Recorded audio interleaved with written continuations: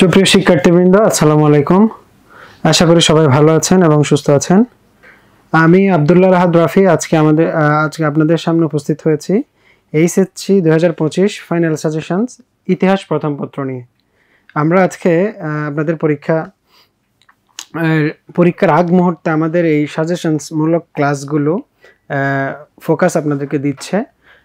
এগুলোর কারণ হচ্ছে আপনারা ইনস্ট্যান্ট যাতে একটা প্রিপারেশন নিয়ে পরীক্ষায় মোটামুটি আপনারা যে এতদিন পড়েছেন সেটাকে আরও একটু ঝালাই করে আপনারা যাতে পরীক্ষায় ভালো ফলাফল করতে পারেন, মার্কস বেশি তুলতে পারেন। তো আজকের ক্লাসে আমাদের ক্লাসটা আজকে সাজেশনসমূলক হবে। তার চাইতে আরও ইম্পর্টেন্ট বিষয় হচ্ছে আমরা পরীক্ষায় কীভাবে লিখব, অর্থাৎ আমি কয়েকটা সেগমেন্ট আপনাদের ক্লাসটি নিব। এখানে আমরা গুরুত্বপূর্ণ কী বিষয় আসতে পারে, যেহেতু এবার শর্ট সিলেবাসে পরীক্ষা হবে। আর আরেকটা বিষয় দেখাবো আমরা, সেটা হচ্ছে আমাদের পরীক্ষার খাতায় কিভাবে লিখতে হবে, কিভাবে আমি ফুল মার্কস পেতে পারি। ফুল মার্কস আমরা অনেকেই মনে করি যে আমাদেরকে ফুল মার্কস দেয় না বা যতই লিখি দেয় না, আসলেই দেয়। এটা নিয়ে মানে দ্বিধাদ্বন্দ্বে থাকার কোনো কারণ নাই। কারণ আমাদের আপনার লেখা কোনোভাবেই তারা ইগনোর করতে পারবে না যদি আপনি ভালো লিখেন। ওকে, তো সেই ক্ষেত্রে আমাদের লেখার কিছু স্ট্র্যাটেজি আছে, কিভাবে আমরা ইতিহাসটা লিখব। যেহেতু ইতিহাস আমরা মোটামুটি সবাই কম বেশি জানি, সেহেতু একটা প্রশ্নে আমি চাইলে অনেক বেশি লিখি, আবার একটা প্রশ্নে দেখা যায় কি যেটা কম পারি সেটাতে আমি কম লিখছি। হ্যাঁ, এটা যেন না হয়, আমাদের একটা ব্যালেন্স যেন সবগুলোতেই থাকে। প্রত্যেকটা প্রশ্নের আনসার দিয়ে আসাটাই আমাদের মুখ্য লক্ষ্য থাকা উচিত। ওকে, তাহলে আমরা কয়েকটা বিষয় আজ আপনাদেরকে জানাবো, সেগুলো নিয়ে আমরা একটু আলোচনা করব। আমরা এখানে স্লাইডে এনেছি হচ্ছে আমাদের বেশ কিছু জিনিসপত্র এনেছি। আমি একটু রিমোটটা নেই। ওকে, তাহলে আমি এখানে এটা সাজানোর চেষ্টা করেছি। আমাদের বেশ কিছু, প্রথমে শর্ট সিলেবাস অনুযায়ী ইতিহাস প্রথম পত্র এই যে আমরা এখানে দিয়েছি ইতিহাস প্রথম পত্র, এই যে দেখেন ইতিহাস প্রথম পত্র। আমরা এখানে টোটাল 6টা অধ্যায় আপনাদেরকে দিয়েছে এবং এই 6টা অধ্যায়ের মধ্যে প্রথমে আছে ভারতবর্ষে ইউরোপীয়দের আগমন, ইংরেজ আধিপত্য প্রতিষ্ঠা। তৃতীয় অধ্যায়ে আছে ইংরেজ উপনিবেশিক শাসন, ব্রিটিশ আমল। পাকিস্তানি আমলে বাংলা ভাষা আন্দোলন এবং এর গতি প্রকৃতি, পূর্ব বাংলার স্বায়ত্ত শাসন ও স্বাধিকার আন্দোলন, বাংলাদেশের স্বাধীনতার ঘোষণা এবং হচ্ছে মুক্তিযুদ্ধ। এরপরে আছে প্রবাসী বাঙালি ও বহির্বিশ্ব। অর্থাৎ আমরা দেখেন আমাদের এখানে যদি আমরা মোটামুটি ইউরোপীয়দের আগমন থেকে মুক্তিযুদ্ধ পর্যন্ত আমরা ভাগ করি, তাহলে আমরা 3টা এখানে পার্ট পাচ্ছি। ওকে, প্রথম পার্টটা হচ্ছে আমাদের এই যে দেখেন, এটা হচ্ছে একটা ইউরোপিয়ান পার্ট, এরপরে পাকিস্তান যে অংশটা, এরপর আমাদের বাংলাদেশের মুক্তিযুদ্ধ। অর্থাৎ খুব 3টা যে ইস্যু এখানে আছে, এই ইস্যুগুলোর থেকে আমাদের কিন্তু প্রশ্ন আসবে। এখন আপনাদের প্রশ্ন কীরকম হয়? প্রশ্নে আমরা জানি সৃজনশীল প্রশ্ন যেগুলো আছে সেগুলোতে আমরা দেখি আমাদের 4টা কি থাকে, 4টা সেগমেন্ট থাকে, একটা ক, খ, গ এবং হচ্ছে ঘ। তাহলে কতে থাকে আমরা জানি কতে জ্ঞানমূলক প্রশ্ন থাকে, খতে অনুধাবনমূলক, আর গতে প্রয়োগমূলক এবং ঘতে উচ্চতর দক্ষতামূলক। ওকে, অর্থাৎ আমাদের বিস্তারিত লিখতে বললে গ এবং ঘতে, বিশেষ করে গ এবং ঘতে। আর আমাদের মার্ক তোলার মূল জায়গা হচ্ছে আমাদের এই ক এবং খ। এখানে যদি আপনি একটা প্রশ্নে কনক্রিট আনসারটা দিতে পারেন, অর্থাৎ ক এর আনসারটা সঠিক হয়েছে, খ এর আনসারটা সঠিক হয়েছে, এটার একটা ইমপ্রেশন কিন্তু আপনার পরবর্তী আনসারগুলোতে পড়বে। আপনি যদি প্রথম 2টাই ভুল করে বসে থাকেন, তাহলে কিন্তু এটার ইম্প্যাক্টও, আপনার নেগেটিভ ইমপ্রেশনটাও কিন্তু আমাদের গ এবং ঘ নম্বর প্রশ্নে পড়বে।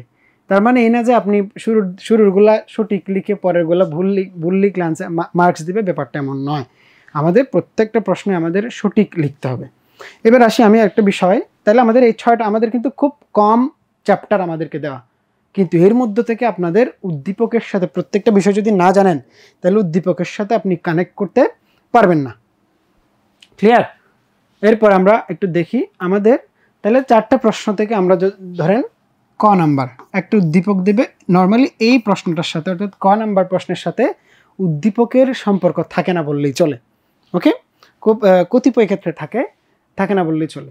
তো নর্মালি আমরা কি করব, আমাদের থেকে ক নাম্বার প্রশ্নে কি জানতে চাইতে পারে, আমাদের কাছে জানতে চাইতে পারে কোনো একটা কি জানতে চাইতে পারে, কোন একটা সাল জানতে চাইতে পারে, কোন একটা ব্যক্তির নাম জানতে চাইতে পারে, কোন একটা ব্যক্তির নাম জানতে চাইতে পারে, কিংবা অন্যান্য অনেকগুলো বিষয় আছে যেগুলো আমাদের থেকে জানতে চাইতে পারে। এখন আমরা ক নম্বর প্রশ্নটা আমরা এক কথায় অ্যান্সার দেওয়ার চেষ্টা করব। যেমন ধরুন আমরা পরীক্ষা যদি আসে মরলি মিন্টু সংস্কার আইন কত সালে হয়, কি কি বলেছি আমি, মরলি মিন্টু সংস্কার আইন কত সালে হয়। এখন আপনি প্রশ্নে এটার আনসার কিন্তু 1909 সাল, তাই না? 1909 সাল পরীক্ষায় আপনি লিখবেন মরলি মিন্টু সংস্কার আইন পাশ হয় 1909 সালে। কত সালে? 1909 সালে। এইটুকুতে আপনার আনসার ফুলফিল। এখন আসেন আমাদের খ নম্বর প্রশ্ন, অর্থাৎ অনুধাবনে আমাদের মার্কস কত, এখানে কত মার্কস, এখানে হচ্ছে 2 মার্কস। এই জন্য অনুধাবন প্রশ্নের আনসারটা করার সময় আমাদের দুইটা প্যারায় বিভক্ত করতে হবে, দুইটা প্যারায় আমরা বিভক্ত করব। ওকে, অর্থাৎ আমরা প্রথমে অনুধাবনমূলক, আপনার পরীক্ষায় যদি আসে ধরেন একটা প্রশ্ন আসলো ভারতবর্ষে ইউরোপীয়দের আগমনের কারণ কি, ভারতবর্ষে ইউরোপীয়দের আগমনের কারণ। ওকে, কারণ লিখুন।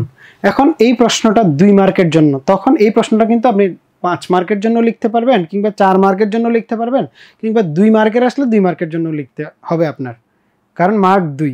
ওকে, এখন ভারতবর্ষে ইউরোপীয়দের আগমন এই জিনিসটাকে আপনি 2 মার্কের মধ্যে নিয়ে আসতে আপনার কি করতে হবে, প্রথমে একটা লাইন লিখতে হবে, অর্থাৎ একটা লাইন লিখে এখানে জ্ঞানমূলক প্রশ্নের উত্তরটা বের করে নিয়ে আসতে হবে।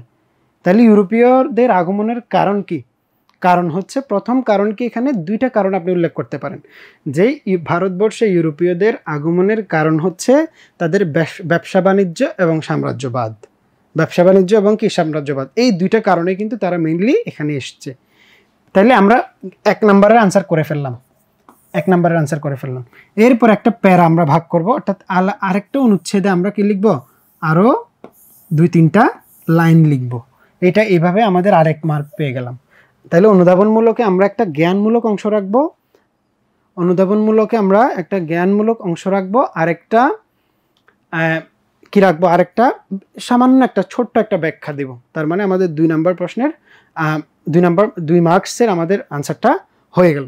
ওকে, এবার আসি আমরা, আশা করি এটুকু বুঝতে কারো অসুবিধা নাই। আমরা এবার একটু যদি দেখি গ নাম্বার প্রশ্নের উত্তর, অর্থাৎ আমাদের প্রয়োগমূলক। তাহলে গ নাম্বারে কি থাকে, প্রয়োগমূলক অংশ।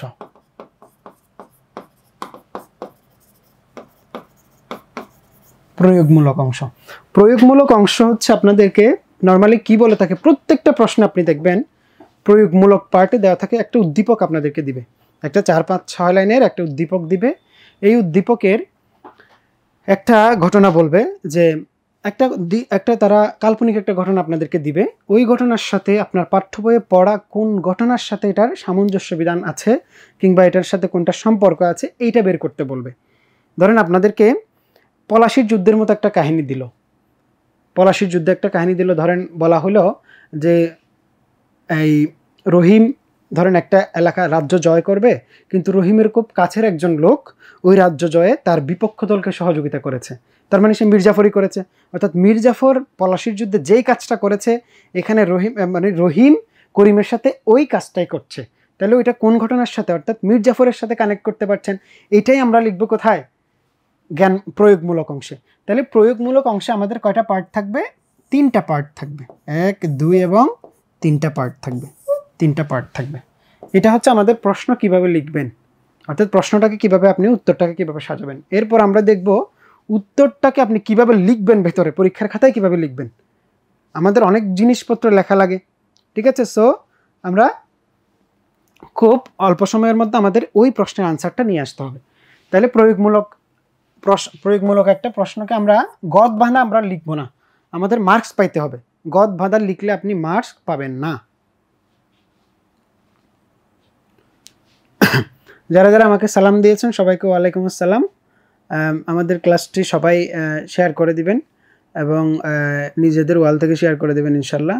এবং যারা এইচএসসির পরীক্ষা দিবেন যারা আছেন তারা তো তাদের অবশ্যই তাদের বন্ধুবান্ধবদেরকে এই জিনিসটা জানিয়ে রাখা যে আমাদের ইতিহাস প্রথম পত্র নিয়ে আজকে ক্লাস হচ্ছে এবং এটা সবার করা উচিত।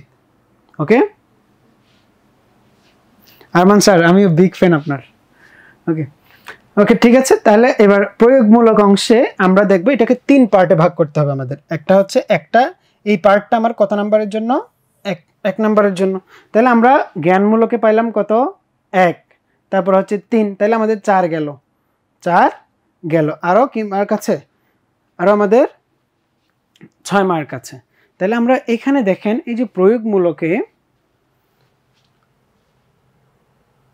এখানে কত 2 এবং 1 অর্থাৎ 3 মার্ক আমাদের চলে গেল, আরও 7 মার্ক আছে। 7 মার্কের মধ্যে প্রয়োগমূলকে 4 মার্ক এবং হচ্ছে প্রয়োগমূলকে কত 3 মার্ক এবং হচ্ছে উচ্চতর দক্ষতামূলকে 4 মার্ক। আমাদের এইগুলো কনফার্ম করতে হবে। এই জন্য এখানে যেহেতু 3 মার্ক আমরা এটাকে 3 ভাগে 3টা অনুচ্ছেদে সাজাবো। প্রথম অংশে আপনি উদ্দীপকের সাথে একটা সম্পর্ক তৈরি করবেন, যে উদ্দীপকের সাথে উদ্দীপকে এই বিষয়টি সম্পর্কে বলা হয়েছে। এটা হবে আমাদের প্রয়োগমূলকের প্রথম কথা। তার মানে আপনি 1 পেয়ে গেলেন। আপনি যদি ওইটার সামঞ্জস্য বিধান করতে পারেন তাহলে 1 পেয়ে গেলেন। এরপরে উদ্দীপকের যে ঘটনা 2 নম্বরে দিবেন, এই ঘটনাটি কেন এটার সাথে রিলেটেড, ওই ঘটনা সম্পর্কে একটু বলবেন, যে মির্জাপুর এই করেছে এই কারণে তাকে উদ্দীপকের সাথে কি করা হচ্ছে, মানে সামঞ্জস্য বিধান করা হচ্ছে বা সম্পর্ক তৈরি হয়েছে এখানে। তারপরে 3 নম্বর প্রশ্নে আপনি দেখবেন, 3 নম্বর প্রশ্নে আপনি একটা জিনিস উদ্দীপক থেকে কিছুটা অংশ আপনি এখানে লিখবেন, অর্থাৎ উদ্দীপকের সামারিটা আপনি 2-1 লাইনে লিখবেন। এরপরে দেখবেন যে এটার সাথে মির্জাফর কিভাবে কানেক্টেড, কিংবা ওই যে আপনার উদ্দীপকের সাথে কোয়েশ্চেনের একটা কানেকশন তৈরি করবেন। এরপরে পরিশেষে বলা যায় আপনি একটা মানে এই বিষয়টা সম্পর্ক তৈরি করার মাধ্যমে আপনি একটা জিনিস নিয়ে আসবেন, একটা সামারি নিয়ে আসবেন, যে এই কারণে উদ্দীপকের সাথে আমার প্রশ্নের কি আছে, মিল আছে, বা আমার পাঠ্য বইয়ের এই জিনিসপত্রের সাথে মিল আছে। অর্থাৎ আপনি শুরুতে যে জ্ঞানমূলক অংশে যেটা দিয়েছেন শেষেও মোটামুটি সেম আনসারই আপনি দিবেন, কিন্তু ওইটাকে একটু অন্যভাবে লিখতে হবে। ক্লিয়ার? একই শব্দ যদি আপনি একই সেম লাইন যদি বেশ কয়েকবার একটা প্রশ্ন ইউজ করেন তাহলে কিন্তু এটা খারাপ একটা ইমপ্রেশন পড়বে আর কি। বোঝা গেল? এরপরে আমরা দেখব, এরপরে হচ্ছে আপনার আরেকটু বড় লিখতে হবে। সেটা হচ্ছে আমাদের উচ্চতর দক্ষতামূলক যে প্রশ্নটা আসে, উচ্চতর দক্ষতামূলক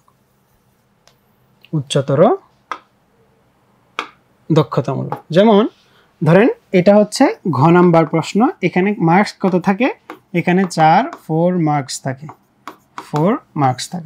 4 মার্কসের জন্য আমার প্রশ্নটাকে ধরেন এটা আমার প্রশ্নটাকে আমার 4 ভাগে ভাগ করতে হবে। তাহলে এখানে আমি একটা লাইন লিখে ওই যে উদ্দীপকের সাথে আপনাকে বলবে যে উদ্দীপকে উল্লেখিত বিষয়টি, এটা তো আপনি বিষয়টা কি আপনি গ নম্বরে বের করে ফেলেছেন। এই বিষয়টির ফলাফল, এই বিষয়টির কারণ, এই বিষয়টির ইতিহাস, এগুলো আসতে পারে। তাহলে এটাকে আপনি গুছাইয়ে সুন্দরভাবে লিখতে হবে। ওকে, তাহলে এখানে আমরা 4টা পার্ট তৈরি করব। এই একটা পার্ট আমরা 1 লাইন বা 1.5 লাইনের মধ্যে একটা পার্ট দিতে পারি, আর 1, 2, 3 এভাবে 3 লাইনের মধ্যে আমরা একটা দ্বিতীয় প্যারা দিতে পারি। এরপর আমরা 1, 2, 3, 4 লাইনের মধ্যে আমরা একটা কি দিতে পারি, আমাদের প্রয়োগমূলক অংশটা দিতে পারি। এরপর আমরা আরেকটা প্যারা দিতে পারি। এখানে আমরা একবারে কি করে দেব, আমরা কয়েকটা লাইন দিয়ে এই ব্যাপারটাকে শেষ করে দেব। ওকে, আর অনেকে কনক্লুশন লিখেন, কনক্লুশন এখানে পয়েন্ট দেওয়ার দরকার নেই, উপসংহার বলে পয়েন্ট দেওয়ার দরকার নাই, আপনি আপনার মতো প্যারা করে লিখতে হবে। এইভাবে আপনি যখন বেশ কয়েকটা সেগমেন্টে লিখবেন তখন পরীক্ষক বুঝবে যে আপনি আসলেই চান যে মার্ক পান এবং আপনার লেখার মধ্যে কিছু কি আছে, জিনিসপত্র আছে। ক্লিয়ার? আমি এমসিকিউর জন্য আমরা কথা বলবো, আমরা আগে এই জন্য কীভাবে পরীক্ষায় লিখতে হবে সেই বিষয়টা একটু ক্লিয়ার করতেছি আপনাদেরকে। ঠিক আছে, আমরা আমাদের প্রশ্নে কয়টা পার্ট থাকবে, কেন এই পার্টগুলো থাকবে, আলাদা আলাদা করে আমাদের মার্কস পাইতে হবে। টিচার কি জিনিস দেখে আমাকে মার্কস দিবে। ওকে, এরপর আমরা আরেকটা খালি স্লাইড দিলাম। এখানে আমরা কিছু বিষয় বলার আছে, সেটি হচ্ছে আমরা যখন পরীক্ষায়, ধরেন আমার পরীক্ষায় আসলো যে পরীক্ষায় আসলো ভাষা আন্দোলনের কারণ কি আসতে পারে, অর্থাৎ ঘ নাম্বার প্রশ্নে কি আসতে পারে, উপরে উদ্দীপকে উল্লেখিত যেই ঘটনাটি সেই ঘটনাটির কারণ কি বলে আপনি মনে করেন। এরকম প্রশ্ন আসে না অনেক সময় ঘ নাম্বারে। আমরা প্রশ্ন যখন সলভ করবো ওই বিষয়টা দেখব। তাহলে ধরেন ভাষা আন্দোলনের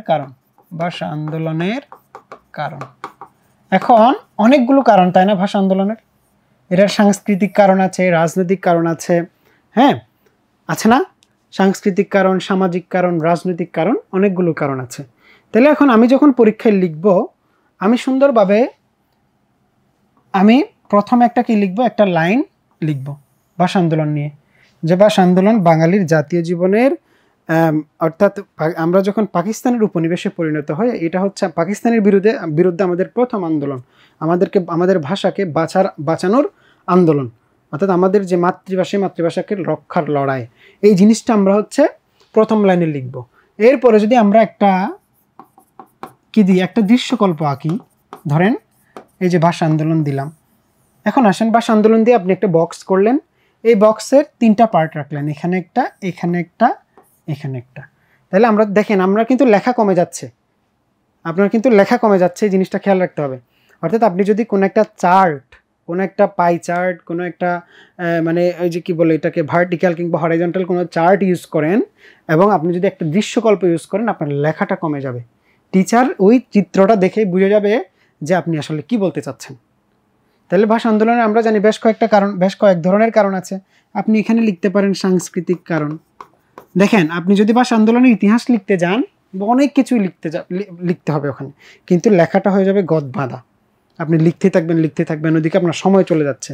তার মধ্যে আপনি যদি কারণগুলোকে খুব শর্টে বুঝাই দিতে পারেন, তখন কিন্তু আপনি আরও কিছু লিখতে পারবেন। ওকে, তাহলে দেখেন সাংস্কৃতিক কারণ এখানে লিখলেন, এটা লিখতে কিন্তু খুব বেশি টাইম লাগবে না। সাংস্কৃতিক কারণ, রাজনৈতিক কারণ, তারপরে হচ্ছে আপনি লিখবেন সামাজিক কারণ। তাহলে এই 3টা কারণ আপনি ব্যাখ্যা করলেন সামাজিক, তারপর আপনি 2 লাইন করে প্রত্যেকটাতে 2 লাইন করে কি করবেন, এই যে এইভাবে লিখবেন, যে 1 নম্বরে লিখবেন সাংস্কৃতিক কারণ, 2 নম্বরে লিখবেন রাজনৈতিক কারণ, 3 নম্বরে লিখবেন এই কি বলে সামাজিক কারণ। তাহলে এখানে 2 লাইন করে কি দিবেন, 2 লাইন করে ব্যাখ্যা দিবেন, 2 লাইন করে ব্যাখ্যা, এই যে ব্যাখ্যা। তাহলে আপনার কারণটা হয়ে গেল। শেষে বলবেন কি, উপরে উল্লেখিত, হ্যাঁ অবশ্যই রেকর্ড থাকবে, আপনারা রেকর্ড করে নিতে পারেন। লাইভ ক্লাস করলে অবশ্যই আপনাদের প্রশ্নগুলোর আপনারা সঠিক আনসার পেয়ে যাবেন আর কি। হ্যাঁ, এটা আপনাদের লাইভ ক্লাসের সুবিধা। আচ্ছা, তাহলে দেখেন, প্রত্যেকটা অপশানের প্রত্যেকটা বিষয়ের যদি আপনি ব্যাখ্যা দেন, তাহলে ব্যাখ্যা দিলে আশা করি এখানে মার্ক না দেওয়ার কোনো সুযোগই নাই। ওকে, আশা করি আপনারা বুঝতে পেরেছেন। তাহলে এভাবে আমাদের দৃশ্যকল্পের মাধ্যমে বিভিন্ন চার্টগুলো আমরা কি করে লিখতে পারি, চার্টগুলো আমরা এভাবেও লিখতে পারি। একটা দিলাম যে এখানে একটা, এখানে একটা, আমরা অনেক সুন্দর করে এভাবে আঁকাআঁকি করে লিখি না, এখানে একটা কারণ, এখানে একটা কারণ, এখানে একটা কারণ আমরা দিতে পারি। আমরা এইভাবেও দিতে পারি চার্টটা, এইভাবে একটা চার্ট দিলাম, আবার এখানে একটা চার্ট দিলাম, এখানে একটা আমরা লিখতে পারি। অর্থাৎ এখানে 1, এখানে 2, এখানে 3। এই যে এই বিষয়গুলো আপনাদের কিন্তু পরীক্ষায় কি কাজে দিবে, খুবই কাজে দিবে। ওকে, তারপর আমরা যদি আমাদের অনেক কি বলে ক্রনোলজিক্যালি লেখা লাগে, আমরা এটার একটার পরে একটা এই যে এইভাবে চার্ট করে আমরা কিন্তু আনসার করতে পারি। এগুলো কিন্তু পরীক্ষায় এত কাজে দিবে, আপনি কল্পনাও করতে পারবেন না যে এই বিষয়গুলো আপনাদের এত কাজে দিবে। ধরেন আপনি জনসংখ্যা বৃদ্ধির 10টা কারণ শিখেছেন। কয়টা কারণ? 10টা কারণ শিখেছেন। ওকে, এই 10টা কারণকে আপনি ব্যাখ্যা সহ লিখতে পারবেন, আপনার কি অত সময় আছে পরীক্ষায়? লিখতে পারবেন না। এখন আপনি যদি টিচারকে অবশ্যই 10টা কারণ জানাইতে চান, আপনি যদি কোনো একটা দৃশ্যকল্পের মাধ্যমে যদি 10টা কারণ লিখেন, কিন্তু এগুলো যদি ব্যাখ্যা নাও করতে পারেন ঠিকঠাক মতো, মানে শেষের দিকে কয়েকটা যদি ব্যাখ্যা নাও করতে পারেন, তারপরও টিচার আপনাকে ফুল মার্কস দিতে বাধ্য। কারণ আপনার নির্দিষ্ট পরীক্ষা শুরু করার আগে একটা প্রশ্নে কতক্ষণ সময় পাবেন, এই সময়ের বাইরে গেলে কিন্তু আপনি কি ধরাটা খাবেন। কেন? কারণ আরেকটা প্রশ্নের টাইম আপনার চলে যাচ্ছে। এই জন্য আমরা শেষে গিয়ে দেখি প্রশ্নগুলোর মান ভালো হয় না। অর্থাৎ এটা মাথায় রাখবেন, আপনাদের যে সৃজনশীল লিখতে হয়, যে কয়টা সৃজনশীল লিখতে হয়, এই সৃজনশীলগুলো যদি আপনি প্রত্যেকটা না লিখে একটাও বাদ রেখে আসেন, তার মানে 10 মার্ক কিন্তু নাই। 10 মার্ক কী হয়ে গেছে? 7টার মধ্যে 7টা যদি না লিখতে পারেন, তাহলে 10 মার্ক কিন্তু নাই। 6টা লিখেন, অনেকে 5টা লিখেন, এভাবে যেন না হয়, ফুল আনসার করে আসাটা খুবই গুরুত্বপূর্ণ একটা বিষয়। এরপরে আমরা এটা হচ্ছে আমাদের রিটেন আমরা কিভাবে লিখব। এখন আমরা টপিকে জানি, টপিক গেলে আমরা আস্তে আস্তে টপিক কোন কোন টপিকগুলো ইম্পর্টেন্ট এটা আমরা বলে দেব। এখন আমরা দেখব সম্ভাব্য কিছু এমসিকিউ কোয়েশ্চেন, অর্থাৎ আমাদের যে 6টা অধ্যায় আছে, কয়টা 6টি অধ্যায় আছে, এই অধ্যায় এর নর্মালি এমসিকিউর জন্য হচ্ছে আমাদের মূল বই রিডিং পড়া খুবই উত্তম কাজ। মূল বই কি করা? রিডিং পড়া এটা হচ্ছে আমাদের সবচেয়ে গুরুত্বপূর্ণ কাজ।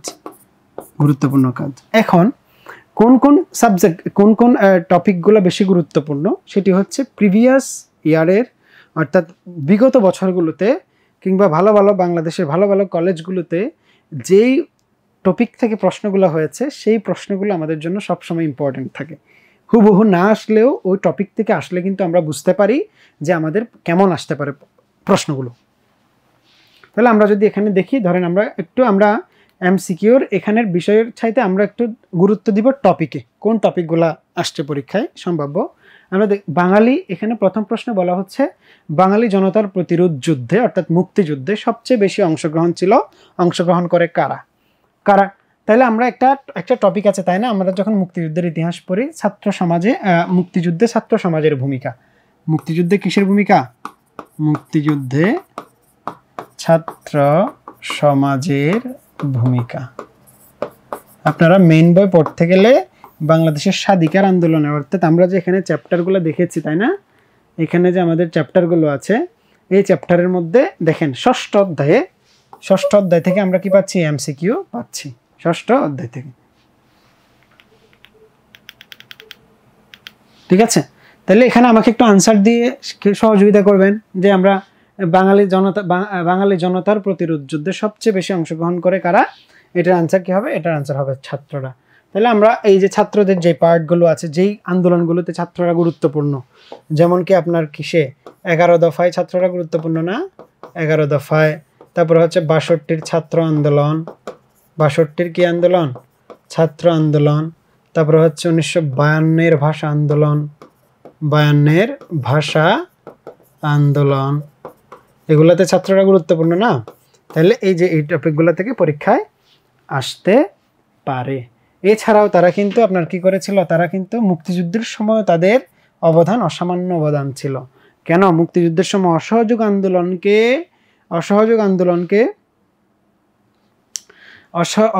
আন্দোলনকে কি করার জন্য? অসহযোগ আন্দোলনকে ত্বরান্বিত করার জন্য ছাত্রদের ভূমিকা কিন্তু ছিল। আমরা জানি মুক্তিযুদ্ধের সময় কি ছিল? 4 খলিফা নামে ওই যে তৎকালীন সময়ে ডাকসুর বিপিজিএস এবং ছাত্রলীগের যারা ছিল, সভাপতি সেক্রেটারি ছিল, তাদেরকে কিন্তু কি বলা হইতো? তাদেরকে বলা হইতো 4 খলিফা। এই 4 খলিফার মাধ্যমে আমরা জানি স্বাধীন বাংলা বিপ্লবী ছাত্র সংগ্রাম পরিষদ গঠন করা হয়েছিল। এই ছাত্র সংগ্রাম পরিষদে কিন্তু পরবর্তীতে এই অসহযোগ আন্দোলনকে তারা কি করেছিল? ত্বরান্বিত করেছিল। কিভাবে সফল হওয়া যায় সেই মূল মন্ত্রটা তারা দিয়েছিল। ওকে, তারপর আমরা দেখি, তারপরে দেখেন এখন বাংলাদেশের স্বাধীনতা যুদ্ধে কোন দেশ সরাসরি সমর্থন জানায়? তাহলে এটা কোন জায়গা থেকে আসছে? এটা আসছে হচ্ছে মুক্তিযুদ্ধে, বহির্বিশ্বে মুক্তিযুদ্ধের সময় বাংলাদেশের বন্ধু রাষ্ট্র যারা ছিল তাদের থেকে প্রশ্নটা আসছে। বহির্বিশ্বে আমাদের অনেকগুলো বন্ধু রাষ্ট্র ছিল যারা আমাদেরকে মুক্তিযুদ্ধের সময়, একটা দেশ যখন যুদ্ধরত অবস্থায় থাকে তাদের অবশ্যই আন্তর্জাতিক মহলের কি দরকার? একটা সাপোর্ট দরকার। তো আমরা কিছু দেশ থেকে সেই সাপোর্টটা পেয়েছিলাম।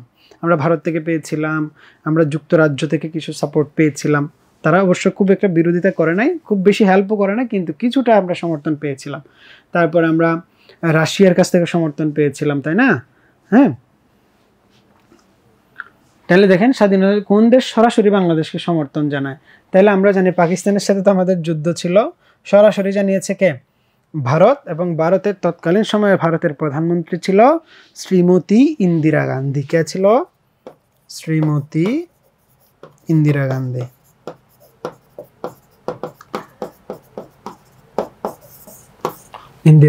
তাহলে আমরা কোন জায়গা থেকে প্রশ্নটা আসছে?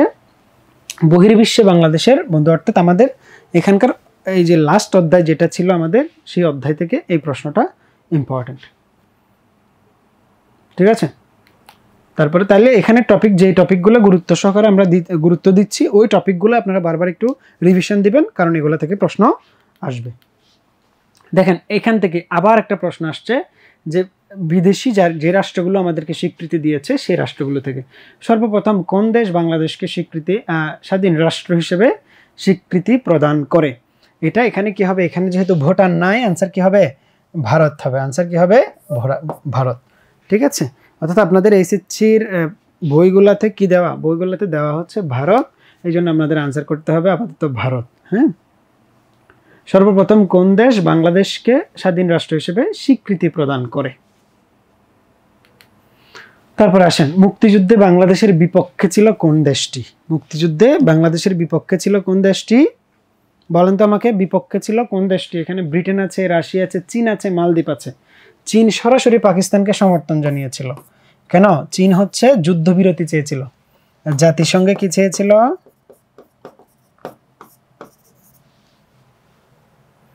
জাতিসংঘে যুদ্ধবিরতি চেয়েছিল, অর্থাৎ পাকিস্তানি সৈন্যরা যাতে আবার সংগঠিত হইতে পারে, আবার বাঙালিদের উপর নির্মম হত্যাযজ্ঞ চালাইতে পারে, এই কারণে চীন কি জাতিসংঘে কি চেয়েছিল, ভেটু কি বলে এটা, জাতিসংঘে যুদ্ধবিরতি স্বাক্ষর করার জন্য, একটা সিজ ফায়ার, একটা ট্রিটি হওয়ার জন্য চেয়েছিল। কিন্তু রাশিয়া এখানে কি করেছিল, ভেটু দিয়েছিল। তাহলে চীন যখন যুদ্ধবিরতি চায় তখন কিন্তু রাশিয়া কি দেয়, রাশিয়া ভেটু দেয়, রাশিয়া ভেটু দিয়েছিল। ওকে, ঠিক আছে। তাহলে আপনারা টপিকগুলো তো বুঝতে পারছেন যে কোন জায়গা থেকে প্রশ্ন আসতে পারে। মুক্তিযুদ্ধে কারা বাংলাদেশকে সহযোগিতা করেছে, কারা করে নাই, কারা স্বীকৃতি দিয়েছে, কারা দেয় নাই, এই বিষয়গুলো। তারপরে দেখেন, সোভিয়েত ইউনিয়ন ভেঙে কয়টি রাষ্ট্রের জন্ম হয়। আমরা জানি সোভিয়েত ইউনিয়ন যখন ভেঙে যায় তখন কয়টি রাষ্ট্রের জন্ম হয়, 15টি রাষ্ট্রের জন্ম হয় 1991 সালে। কত সালে? 1991 সালে সোভিয়েত ইউনিয়ন ভেঙে। এই প্রশ্নটা অবশ্যই এটা আপনারা আন্তর্জাতিকেও পাবেন। ওইখানে মুক্তিযুদ্ধের সময় রাশিয়ার কি আসছে, রাশিয়ার প্রসঙ্গ আসার কারণে এই প্রশ্নটা মূলত দেওয়া হয়েছে এখানে। তো আপনারা এই প্রশ্নটা আপনারা স্নায়ুযুদ্ধ দ্বিতীয় পত্রে স্নায়ুযুদ্ধের যে চ্যাপ্টারটা আছে ওখানেও পাবেন, সোভিয়েত ইউনিয়ন সম্পর্কে, অর্থাৎ রুশ বিপ্লবের যে চ্যাপ্টারটা আছে ওটা আপনাদের সিলেবাসেও কিন্তু সেকেন্ড পেপারে আছে। জর্জ হ্যারিসনকে, তাইলে দেখতে পাচ্ছি আমরা বিভিন্ন বিখ্যাত যারা ব্যক্তিত্ব আছে, অর্থাৎ মুক্তিযুদ্ধে যারা বিভিন্ন ব্যক্তিত্ব যারা কাজ করেছে মুক্তিযুদ্ধের পক্ষে কিংবা বিপক্ষে, যারা এইরকম বিশেষ করে পক্ষেরগুলা বেশি আসে। তো জর্জ হ্যারিসন কে ছিলেন? জর্জ হ্যারিসন আপনারা জানেন, জর্জ হ্যারিসন হচ্ছে একজন কি ছিলেন, সঙ্গীত শিল্পী ছিলেন, এবং ওনার কনসার্ট ফর বাংলাদেশ, ওনার যে গানের অনুষ্ঠানটা ছিল concert for Bangladesh. Concert for Bangladesh. Okay, স্নায়ুযুদ্ধ, ফারজানা আক্তার প্রশ্ন করেছেন স্নায়ুযুদ্ধের অবসান কবে হয়, 1989 নাকি 1991? দেখেন এখানে একটা বিষয় আছে যে আমরা জানি 1990 সালে মূলত একটা কনফারেন্স হয়েছিল না, মাল্টা কনফারেন্স। এই মাল্টা কনফারেন্সের মাধ্যমে ঘোষণা দেওয়া হয়, তবে আনুষ্ঠানিকভাবে স্নায়ুযুদ্ধের শেষ হয় সোভিয়েত যখন ভেঙে যায়, অর্থাৎ 1991-তে। এখন পরীক্ষা যদি আসে স্নায়ুযুদ্ধের অবসান হয় কবে, তাহলে আমাদের অবশ্যই দিতে হবে 1991 সালে। 91 সালে যখন সোভিয়েত ভেঙে যায়, মিখাইল গর্বাচেভের নীতির কারণে, গ্লাসনস্ত এবং পেরেস্ট্রোইকা এগুলোর কারণে যখন ভেঙে যায়, তখন আমরা জানি স্নায়ুযুদ্ধেরও অবসান হয়। মার্কিন যুক্তরাষ্ট্র পৃথিবীতে একক শক্তি হিসেবে আবির্ভূত হয়। ঠিক আছে, ওকে। তাহলে জর্জ হ্যারিসন ছিল একজন সঙ্গীত শিল্পী। উনি কনসার্ট ফর বাংলাদেশ, এটা কোথায় হয়েছিল, এগুলো পরীক্ষায় আসে, কিন্তু এগুলো জ্ঞানমূলক প্রশ্নে আসতে পারে। জ্ঞানমূলক না, আবু সায়েম 1989 হবে না, 1991 হবে। হ্যাঁ, স্নায়ুযুদ্ধের অবসান হয় কবে, ক্লিয়ার? ওকে, তাহলে এবার আসেন, কনসার্ট ফর বাংলাদেশ এটা কোথায় হয়েছিল? যুক্তরাষ্ট্রের নিউ ইয়র্কের ম্যাডিসন স্কোয়ারে হয়েছিল। কোথায় হয়েছিল? ম্যাডিসন স্কোয়ারে। ম্যাডিসন হচ্ছেন তাদের একজন, জেমস ম্যাডিসন ছিল যুক্তরাষ্ট্রের সংবিধানের জনক। তাদের 3 জন সংবিধানের জনক ছিল, এবং এই সংবিধানের এক জনকের মধ্যে 3 জনের মধ্যে মার্কিন যুক্তরাষ্ট্রের জাতির জনক 3 জন, তার মধ্যে একজন হচ্ছে জেমস ম্যাডিসন, একজন হচ্ছে জর্জ ওয়াশিংটন, আর একজন হচ্ছে থমাস জেফারসন। ওকে, তাহলে এই থমাস জেফারসন এবং ওয়াশিংটন বাদে আরেকজন ম্যাডিসন, ওনার নামে নিউ ইয়র্কে একটা স্কয়ার আছে, একটা চত্বর আছে, এটাকে বলা হচ্ছে নিউ ইয়র্কের ম্যাডিসন স্কয়ার। ওকে, তাহলে এই যে বিখ্যাত ব্যক্তিগুলোর থেকে পরীক্ষায় প্রশ্ন আসতে পারে। এরপরে দেখেন এখানে একটা উদ্দীপকটি পড়ো এবং 7 ও 8 নম্বর প্রশ্নের কি দাও, উত্তর দাও। তাহলে এখানে বিশ্ববিখ্যাত গায়িকা ম্যাডোনা, উদ্দীপকটা দেখেন, দুর্গত মানুষদের সহায়তার জন্য বিভিন্ন কনসার্টে সঙ্গীত পরিবেশন করেন। সঙ্গীত উদ্দীপকের ম্যাডোনার মতো বাংলাদেশের মুক্তিযুদ্ধে কোন গায়ক ভূমিকা রেখেছিল? এটা তো একদম ক্লিয়ার, আমরা এর আগে প্রশ্নটা পেয়েছি। তাহলে জর্জ হ্যারিসনের বিষয়টা, অর্থাৎ এই দেখেন ম্যাডোনার মাধ্যমে এখানে ম্যাডোনা কাকে রিপ্রেজেন্ট করে, মানে জর্জ হ্যারিসনকে। এইটা প্রশ্নে আসছে, খুবই ইজি, একটু পড়ে প্রশ্নগুলি আনসার দিলে ইনশাল্লাহ আমাদের আসলে খারাপ করার কোনো সুযোগই নাই। আর ফেল তো দূরের কথা, ইতিহাস তো আপনার ফেলের তো এটা হবেই না। তাহলে আনসার কি হবে? আনসার হবে এই যে বি। এবং আপনারা জানেন এই কনসার্টে উপস্থিত থাকে একজন লোক, অর্থাৎ এই কনসার্টে কি বলে আপনার যে কি বলে বাদ্যযন্ত্র বাজানো একজন লোক ছিলেন বব ডিলান। বব ডিলান কিন্তু শিল্পী, সঙ্গীত শিল্পী হয়েও সাহিত্যে নোবেল পুরস্কার পেয়েছেন 2016 সালে। 2016 সালে বব ডিলান এই যে এই কি বাংলাদেশের মুক্তিযুদ্ধে একজন সহায়তাকারী লোক, উনি কি পেয়েছেন? নোবেল পুরস্কার পেয়েছিলেন। তারপর আসেন, উল্লেখিত কনসার্টের মূল উদ্দেশ্য কি ছিল? এই কনসার্ট ওইরকম একটা ক্রুশাল মুমেন্টে কি মানুষকে আনন্দ দেওয়ার জন্য কনসার্ট হবে না।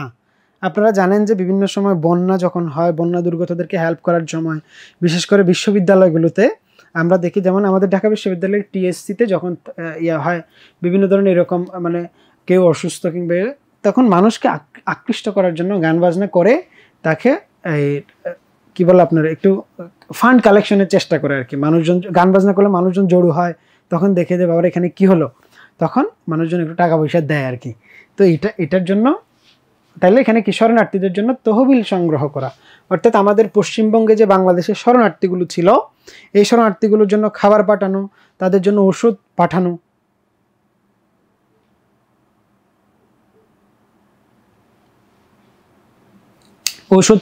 ওকে, তা এইগুলা বিষয় ঠিকঠাক মতো করার জন্য এই কনসার্টটা করা হয়েছিল, অর্থাৎ কিছু ফান্ড কালেকশনের জন্য। হ্যাঁ, আপনাদের দ্বিতীয় পত্রেরও ক্লাস হবে আজকে। প্রথম পত্র, আজকে আমরা দ্বিতীয় পত্রের দিকে না যাই, আমাদের প্রথম পত্র ক্লাস করি আজকে, ঠিক আছে? তাহলে এখানে আনসার হবে কি, শরণার্থীদের জন্য তহবিল সংগ্রহ করা এবং শরণার্থীদের মানবেতর জীবনের চিত্র বিশ্বব্যাপী তুলে ধরা। বিশ্বব্যাপী তুলে ধরা, অর্থাৎ 2 এবং 3 হবে, অর্থাৎ গ হবে আনসার। কি হবে? গ হবে আনসার, উল্লেখিত কনসার্টের মূল উদ্দেশ্য। তাহলে আমরা বুঝতে পারছি তো কোন কোন জায়গা থেকে প্রশ্ন কেমন আসতে পারে। তাহলে আমাকে একটু 9 নম্বর প্রশ্নের আনসার দেন যে বেগম সুফিয়া কামালের বাড়ি কোথায় ছিল? বেগম সুফিয়া কামালের বাড়ি কোথায় ছিল? বেগম সুফিয়া কামালের বাড়ি ছিল হচ্ছে কোথায়? বরিশালে। কোথায়? বরিশালে। তাহলে এগুলো জ্ঞানমূলক প্রশ্নের জন্য এবং এমসিকিউ জ্ঞানমূলকের জন্য এগুলা পরীক্ষায় আসতে পারে। ক্লিয়ার? এরপরে, কাঁদতে আসেনি ফাঁসির দাবি নিয়ে এসেছি, বলেন তো এটা কি? এটা একটু আমাকে বলেন তো, এই কবিতাটা আসলে কি, এটা কেন বিখ্যাত? তাহলে প্রশ্নটা কোন জায়গা থেকে আসছে একটু বলেন তো আমাকে। কাঁদতে আসেনি ফাঁসির দাবি নিয়ে এসেছি বাক্যটিতে প্রয়োগ হয়েছিল কোনটি?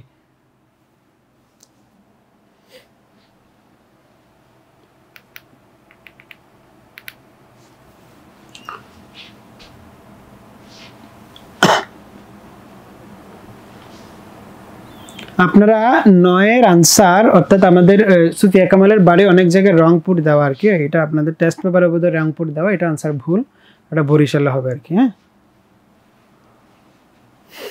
ঠিক আছে। তাহলে কাঁদতে আসেনি ফাঁসির দাবি নিয়ে এসেছি, তাহলে কোন আন্দোলন থেকে আসছে বলেন তো? এটা হচ্ছে ভাষা আন্দোলনের প্রশ্ন।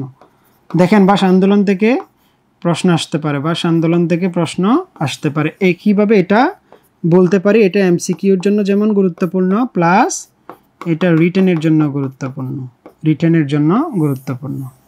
রিটেনের জন্য কি কি আসতে পারে? ধরুন আমরা যদি বলি যে এটা রিটেন, অর্থাৎ সিকিউ কোয়েশ্চেনের জন্য কি কি আসতে পারে? ভাষা আন্দোলনের কারণ, ঘটনা প্রবাহ, ঘটনা প্রবাহ এবং হচ্ছে ভাষা আন্দোলনের ফলাফল। কি ফলাফল, এগুলো কিন্তু পয়েন্ট আকারে লিখতে হবে পরীক্ষায়, প্রত্যেকটা প্রশ্ন পয়েন্ট আকারে লিখতে হবে। হ্যাঁ, আমি চেষ্টা করব আমাদের সিলেবাসগুলো আজকে ফুল একটা রিভিশন দেওয়ার চেষ্টা করতেছি, তো আপনারা আশা করি আপনারা সবাই সহযোগিতা করবেন। হ্যাঁ, ভাষা আন্দোলনের প্রেক্ষাপট অর্থাৎ পরিপ্রেক্ষিত বলেন, প্রেক্ষাপট বলেন, সবগুলা কিসে ঘটনা প্রবাহে চলে আসে। তারপরে কারণ, তারপরে ফলাফল। আমরা প্রেক্ষাপট মানে কি, প্রেক্ষাপট মানে ওই জিনিসটার ব্যাকগ্রাউন্ডটাকে, কেন আসছে, পাকিস্তানিদের সাথে আমাদের ঝামেলার কারণে আসছে, কোন ধরনের ঝামেলা, তাদের এই ঝামেলার ফরমেশন ছিল অনেক ধরনের। এটা সাংস্কৃতিক কারণ ছিল, এটা রাজনৈতিক কারণ ছিল, এটা সামাজিক কারণ ছিল। এই কারণগুলো 2-1 লাইন করে করে ব্যাখ্যা দিবেন, ব্যাখ্যা দিয়ে একটা কনক্লুশনে পৌঁছাবেন, আপনার মার্কস ফুল। তাহলে কাঁদতে আসেনি ফাঁসির দাবি নিয়ে এসেছি বাক্যটিতে প্রয়োগ করা হয়েছিল, যেহেতু এটা ভাষা আন্দোলন, ভাষা আন্দোলন যেহেতু 21 ফেব্রুয়ারি তারা আমাদের কি করেছে, আমাদের ছাত্রদেরকে হত্যা করেছে, সেহেতু আমরা ছাত্র হত্যার প্রতিবাদে আমরা অনেক প্রকাশনা কি করি, আমরা ছাপাই। তার মধ্যে 21-এর প্রথম কবিতা হচ্ছে কাঁদতে আসেনি ফাঁসির দাবি নিয়ে এসেছি। তাহলে কেন, এটা কি বাঙালি জাতির সীমাহীন দুঃখকে প্রকাশ করতেছে, নাকি ছাত্র হত্যার প্রতিবাদে এই কবিতা লেখা হয়েছে? তাহলে ছাত্র হত্যার প্রতিবাদে এই কবিতা লেখা হয়েছে। 21 ফেব্রুয়ারির ঘটনাকে আমরা আমাদেরকে মনে করিয়ে দিচ্ছে। ওকে, ক্লিয়ার কিনা? তাহলে এই টপিকটা অর্থাৎ ভাষা আন্দোলন টপিকটা যেমন এমসিকিউর জন্য ইম্পর্টেন্ট, ঠিক তেমনই রিটেনের জন্য ইম্পর্টেন্ট। ওকে, 21 ফেব্রুয়ারি আন্তর্জাতিক মাতৃভাষা দিবস হিসেবে পালন করা হয় কত সাল থেকে? তাহলে আমরা জানি আমরা স্বীকৃতি পাই কবে, 1999-তে। তাহলে 2000 সাল থেকে পালন করা হয়। কত সাল থেকে পালন করা হয়? 2000 সাল থেকে এটা পালন করা হয়। ঠিক আছে, তাহলে 21শে ফেব্রুয়ারি আন্তর্জাতিক মাতৃভাষা দিবস হিসেবে পালন করা হয় কত সালে? 2000 সালে। ক্লিয়ার? তাহলে আমরা 21 ফেব্রুয়ারিকে স্বীকৃতি দেয় কে? এটা আন্তর্জাতিক মাতৃভাষা, এটা স্বীকৃতির কাজ করে কে? ইউনেস্কো। তাইলে ইউনেস্কো আমাদেরকে যদি স্বীকৃতি দেয় 1999-তে, তাহলে পালিত হবে কত থেকে?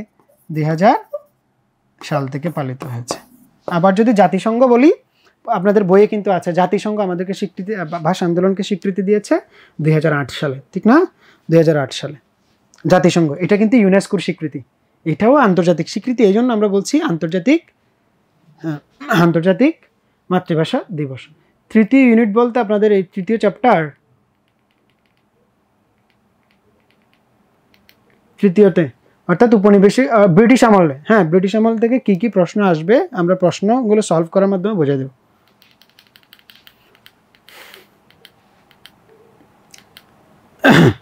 ওকে, তারপরে আসেন, আমাদের প্রত্যেকটা টপিক আজকে পড়ার তো মানে পড়ানোর সুযোগ কম, তো তারপরে আমরা চেষ্টা করব যে কিভাবে আমাদের প্রশ্নগুলো আসতে পারে, এই অনুযায়ী আমরা একটা প্রিপারেশন যাতে নিতে পারি।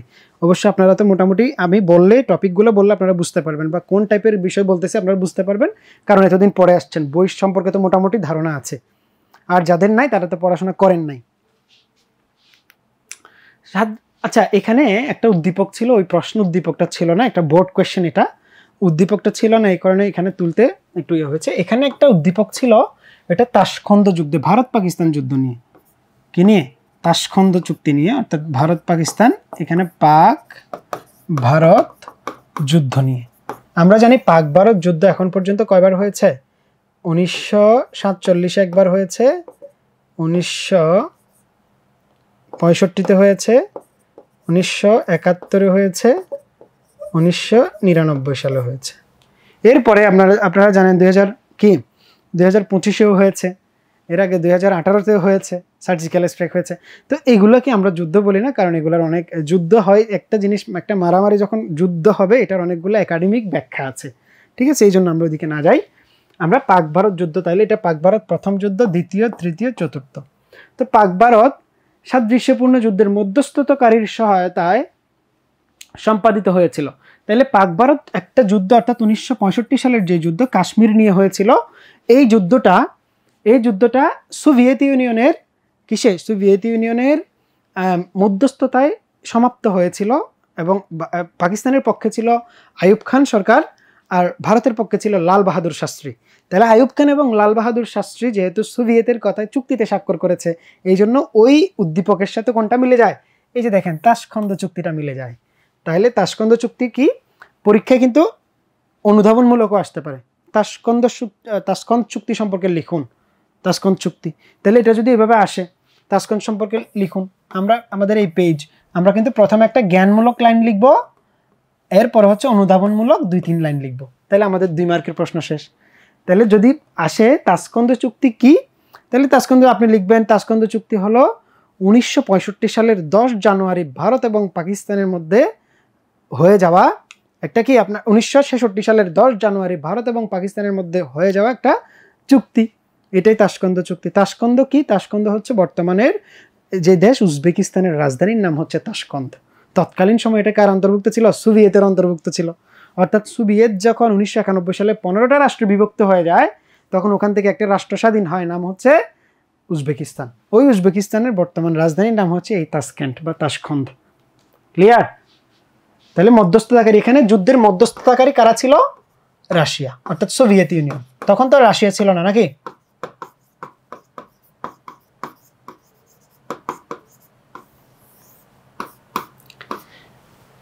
ঠিক আছে, তো আমাদের ইতিহাসটা লিখতে হবে আপনার সবসময় হচ্ছে পয়েন্ট আকারে। তো আমি খুব এইচএসসি, আমার কলেজ ছিল নটরডেম কলেজ, এইচএসসিতে আমি মানে খুবই চেষ্টা করতাম যে পয়েন্ট আকারে অন্তত কিছু আমি ব্যাখ্যা না করতে পারি পয়েন্টগুলো লিখতে, কিংবা একটা চার্ট আঁকতে, ইয়ে করতে। তো আমাদের এক নটরডেম কলেজের একটা ম্যাডাম ছিল, ওনার নাম তপতি রোজারিও ম্যাডাম। আমাদের উনি এত মানে মাতৃসুলভ একজন ম্যাডাম, ওনাকে সবাই আমরা মা বলে ডাকতাম আর কি। তো উনি আমাকে মানে উনি খুব মার্ক পাইছে ইতিহাসে, এত মার্ক পাইছি, অন্য সাবজেক্টে মার্ক না পাওয়ার যে একটা দুঃখ বেদনা থাকে, ওটা আমি ভুলে গেছি। ইতিহাসে আমি ওনার সাবজেক্টে, আমাদের নটরডেম কলেজে যারা পড়েছেন তাদের একটা ইয়ে আছে যে তারা কুইজ নেয় আর কি, কুইজ নেয়। তো এখানে কুইজে আমি বেশ কয়েকবার মানে 100 পেয়েছিলাম আর কি। তো এরকম এই আছে, তো আপনি লিখতে পারলে আপনাকে টোটাল নাম্বার দিবে আর কি। 27, হ্যাঁ, ফরহাদ ফিনিক্স 27 মে 12। তারপর আসেন লিগাল ফ্রেমওয়ার্ক কারা মেনে নেয়নি। আচ্ছা দেখেন তো, লিগাল ফ্রেমওয়ার্ককে বলা হয় এলএফও, লিগাল ফ্রেমওয়ার্ক অর্ডার। এটা কেন জারি করা হয়েছিল জানেন? একটু বলেন তো আমাকে কমেন্টে, যে লিগাল ফ্রেমওয়ার্ক অর্ডার কেন জারি করা হয়েছিল। লিগাল ফ্রেমওয়ার্ক অর্ডার জারি করা হয়েছিল, ওই যে দেখেন না 1970 সালে একটা নির্বাচন হয়েছিল, যে নির্বাচনে আওয়ামী লীগ জিতেছিল। ওই নির্বাচনটা করার জন্য একটা কি দরকার, নির্বাচন আইন দরকার না? এই আইনটা ছিল লিগাল ফ্রেমওয়ার্ক অর্ডার। কে করেছিল? ইয়াহিয়া খান। কে করেছিল? ইয়াহিয়া। তাহলে ইয়াহিয়া খান করছে, এটা কারা মানবে না? ইয়াহিয়া খান করছে, এটা কারা মানবে না? অবশ্য পুরো পাকিস্তান মানবে না। তাহলে এখানে প্রশ্ন হচ্ছে লিগাল ফ্রেমওয়ার্ক মেনে নেয়নি কারা? লিগাল ফ্রেমওয়ার্ক মেনে নেয়নি কারা? তাহলে পূর্ব পাকিস্তানিরা মেনে নেয়নি। কেন মেনে নেয়নি? এটা তো প্রথম কথা, একদম সহজ কথা, এটা ইয়াহিয়া খান করছে। তাহলে ইয়াহিয়া খান যিনি একটা আইন বানাইছে, এটা কি আমাদের পক্ষে যাবে না বিপক্ষে যাবে? এটা তো আমাদের একটা কমন সেন্সের বিষয়, এটা আমাদের পক্ষে যাবে না, বরং বিপক্ষে যাবে। তারপরে রাষ্ট্রপতি ভবনে মুজিব ইয়াহিয়া আলোচনা হয় কতদিন ধরে? দেখেন, তারা প্রশ্ন করার সময় তারা কিন্তু ইতিহাসের বিভিন্ন বইয়ের লাইন থেকে পর্যন্ত প্রশ্ন করে দেয় আপনাদেরকে। এইটা তেমন একটা প্রশ্ন। এখানে কোন রাষ্ট্রপতি ভবন কোথায়, এখানে কিন্তু তাদের বৈঠক কিন্তু অনেকবার হয়েছে, তাই না? অনেকবার হয়েছে। তাহলে এখানে আপনার বুঝতে হবে কোন রাষ্ট্রপতি ভবনটা মানে কোন ঘটনাকে বোঝাতে হচ্ছে।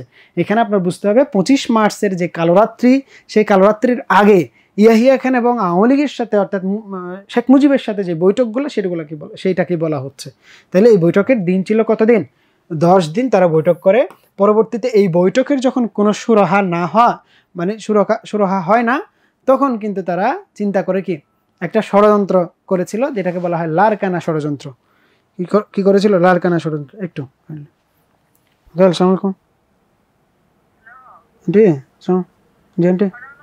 అంటే క్లాస్ 9টা বাজবে আইতে। আচ্ছা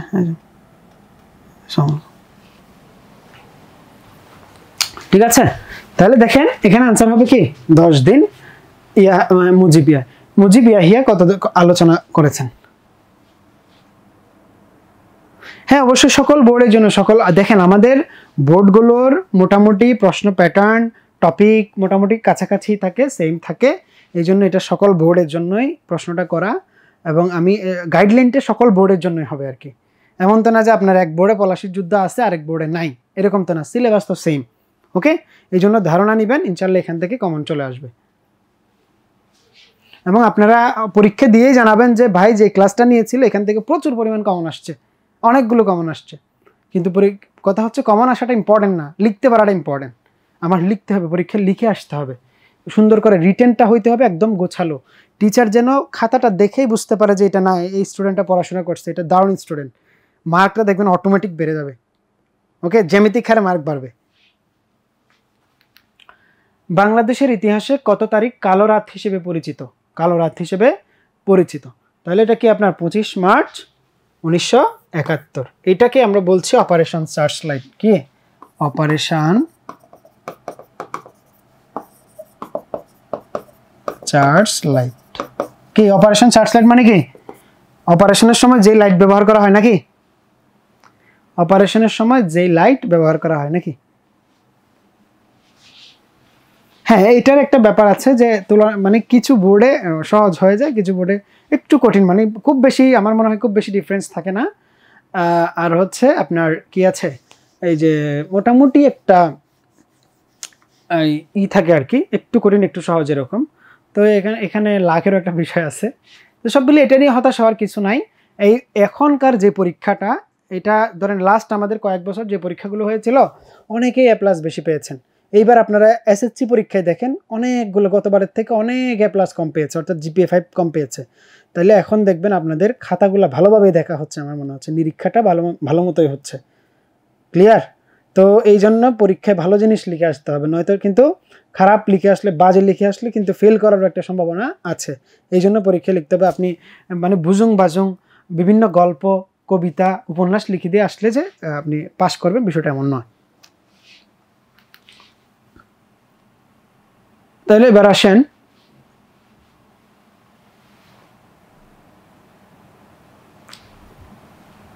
এইটা হবে আপনার, এখানে একটা প্রশ্নটা ভুল আছে, এটা স্বদেশী আন্দোলন থেকে প্রশ্ন আসছে। স্বদেশী আন্দোলন অর্থাৎ আমরা 1908 সালে যে স্বদেশী আন্দোলন হয়েছিল, স্বদেশী আন্দোলন কি ব্রিটিশ বিরোধী, এখানে কি হবে আপনার ব্রিটিশ হবে, ব্রিটিশ বিরোধী একটা আন্দোলন, গুরুত্বপূর্ণ আন্দোলন হচ্ছে 1908 সালের স্বদেশী আন্দোলন। স্বদেশী আন্দোলন, এই স্বদেশী আন্দোলনটা পরবর্তীতে অবশেষে কোন পথ অবলম্বন করে? তাহলে আনসার কি হবে? আনসার হবে সন্ত্রাসবাদের। কিসের? সন্ত্রাসবাদের পথ অবলম্বন করেছিল। এটা আসলে কাদের দৃষ্টিতে?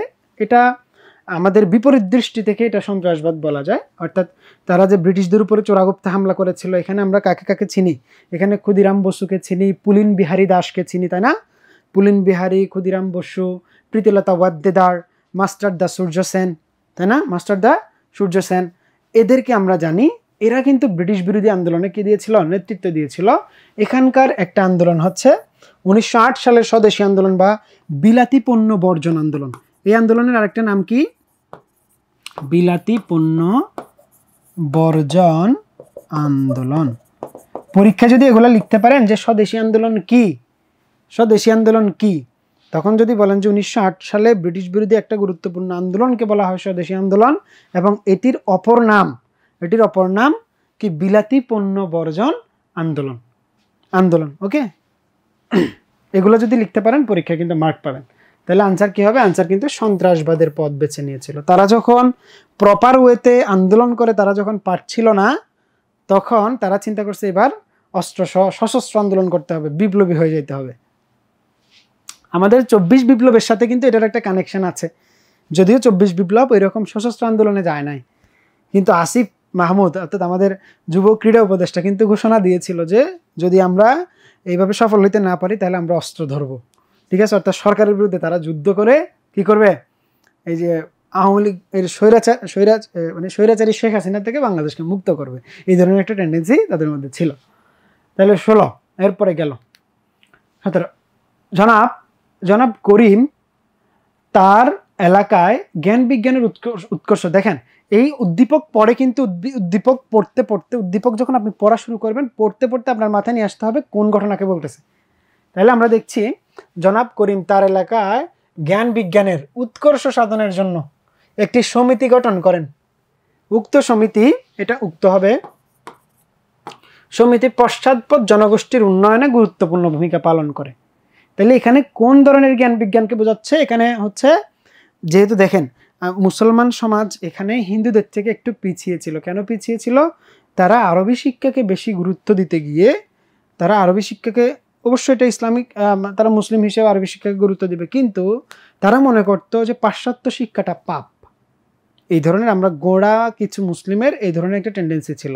তো এই কারণে তারা একসময় কিন্তু রিয়েলাইজ করেছে যে ইংরেজি শিক্ষা না জানার কারণে আমরা কিন্তু আইন বিজ্ঞানে, আমরা কিন্তু আমাদের সামাজিক বিজ্ঞানে, আমরা কিন্তু আমাদের রাজনীতি বিজ্ঞানে, আমরা প্রশাসনিক বিভিন্ন কাজকর্মে আমরা পিছিয়ে গেছি। ওকে, তো এই জিনিসটাকে জাগায় তোলার চেষ্টা করেছে বেশ কয়েকজন ব্যক্তি। এই ব্যক্তিগুলো সম্পর্কে পরীক্ষা আসতে পারে। তার মধ্যে কে কে আছেন? তার মধ্যে সৈয়দ আমির আলী আছেন, তার মধ্যে স্যার সৈয়দ আহমদ খান আছেন, রাজা রামমোহন রায় আছেন, ঈশ্বরচন্দ্র বিদ্যাসাগর আছেন, তাই না? তারপরে কি আছেন? তারপরে হচ্ছে আমাদের নওয়াব আব্দুল লতিফ আছেন, নওয়াব আব্দুল লতিফ আছেন। তাহলে এই লোকগুলা আমাদের কি সংস্কার আন্দোলন করেছেন। এই জন্য আমরা বলি কি বাংলা একটা পার্ট ছিল, ব্রিটিশ আমলে একটা পার্ট ছিল সংস্কার আন্দোলন। এরা সবাই ইংরেজি শিক্ষার প্রতি গুরুত্ব আরোপ করেছেন যে আমরা যদি জ্ঞান বিজ্ঞানে ভালো করতে চাই আমাদের ইংরেজি শিক্ষা অবশ্যই দরকার। তাহলে এখানে কোন শিক্ষাকে বোঝানো হয়েছে? ইংরেজি শিক্ষাকে বোঝানো হয়েছে। জ্ঞান বিজ্ঞান বলতে বোঝানো হয়েছে। খুবই সহজ প্রশ্ন কিন্তু আমার এটা ধরতে হবে, কারণ এখানে ইংরেজরা ছিল, ইংরেজরা অনেক দিকে এগিয়ে ছিল, তাদের সাথে তাল মিলে তাদের বিরোধিতা করতে হলেও তো তাদের মতো আমাদের জ্ঞান বিজ্ঞান দরকার, জ্ঞান অর্জন দরকার। 17, এরপর 18 নম্বর প্রশ্ন, উদ্দীপকের সমিতির সাথে যে প্রতিষ্ঠানের মিল পাওয়া যায়। এটা অধিকাংশ জায়গায় কিন্তু এই প্রশ্নের আনসারটা ভুল। ওকে, অধিকাংশ জায়গায় এই প্রশ্নের আনসারটা ভুল। দেখি আপনারা একটা আনসার দেন তো। এখানে 18 নম্বর প্রশ্নে একটা আনসার দেন। এখানে মোহামেডান অ্যাসোসিয়েশন আছে। মোহামেডান মানে হচ্ছে মুসলিম। ওকে, মুসলিমদের, মোহাম্মদ থেকে, হযরত মুহাম্মদ সাল্লাল্লাহু আলাইহি ওয়াসাল্লাম থেকে, মোহাম্মদান থেকে মোহামেডান। ওকে, মোহাম্মদান, এইখান থেকে মোহামেডান বলি আমরা আবহানি মোহামেডান বলি না। ওই যে মোহামেডান নামটা কি মুসলিমদের থেকে আসছে। ওকে, তাহলে কি আমরা কি আনসার করবো এখানে বলেন তো আমাকে? এটা হচ্ছে মুসলিমদেরকে বোঝাচ্ছে। আনসার করেন, যারা আমার লাইভ দেখছেন তারা আনসার করেন, যারা এসএসসি পরীক্ষা দিবেন আর কি। আপনারা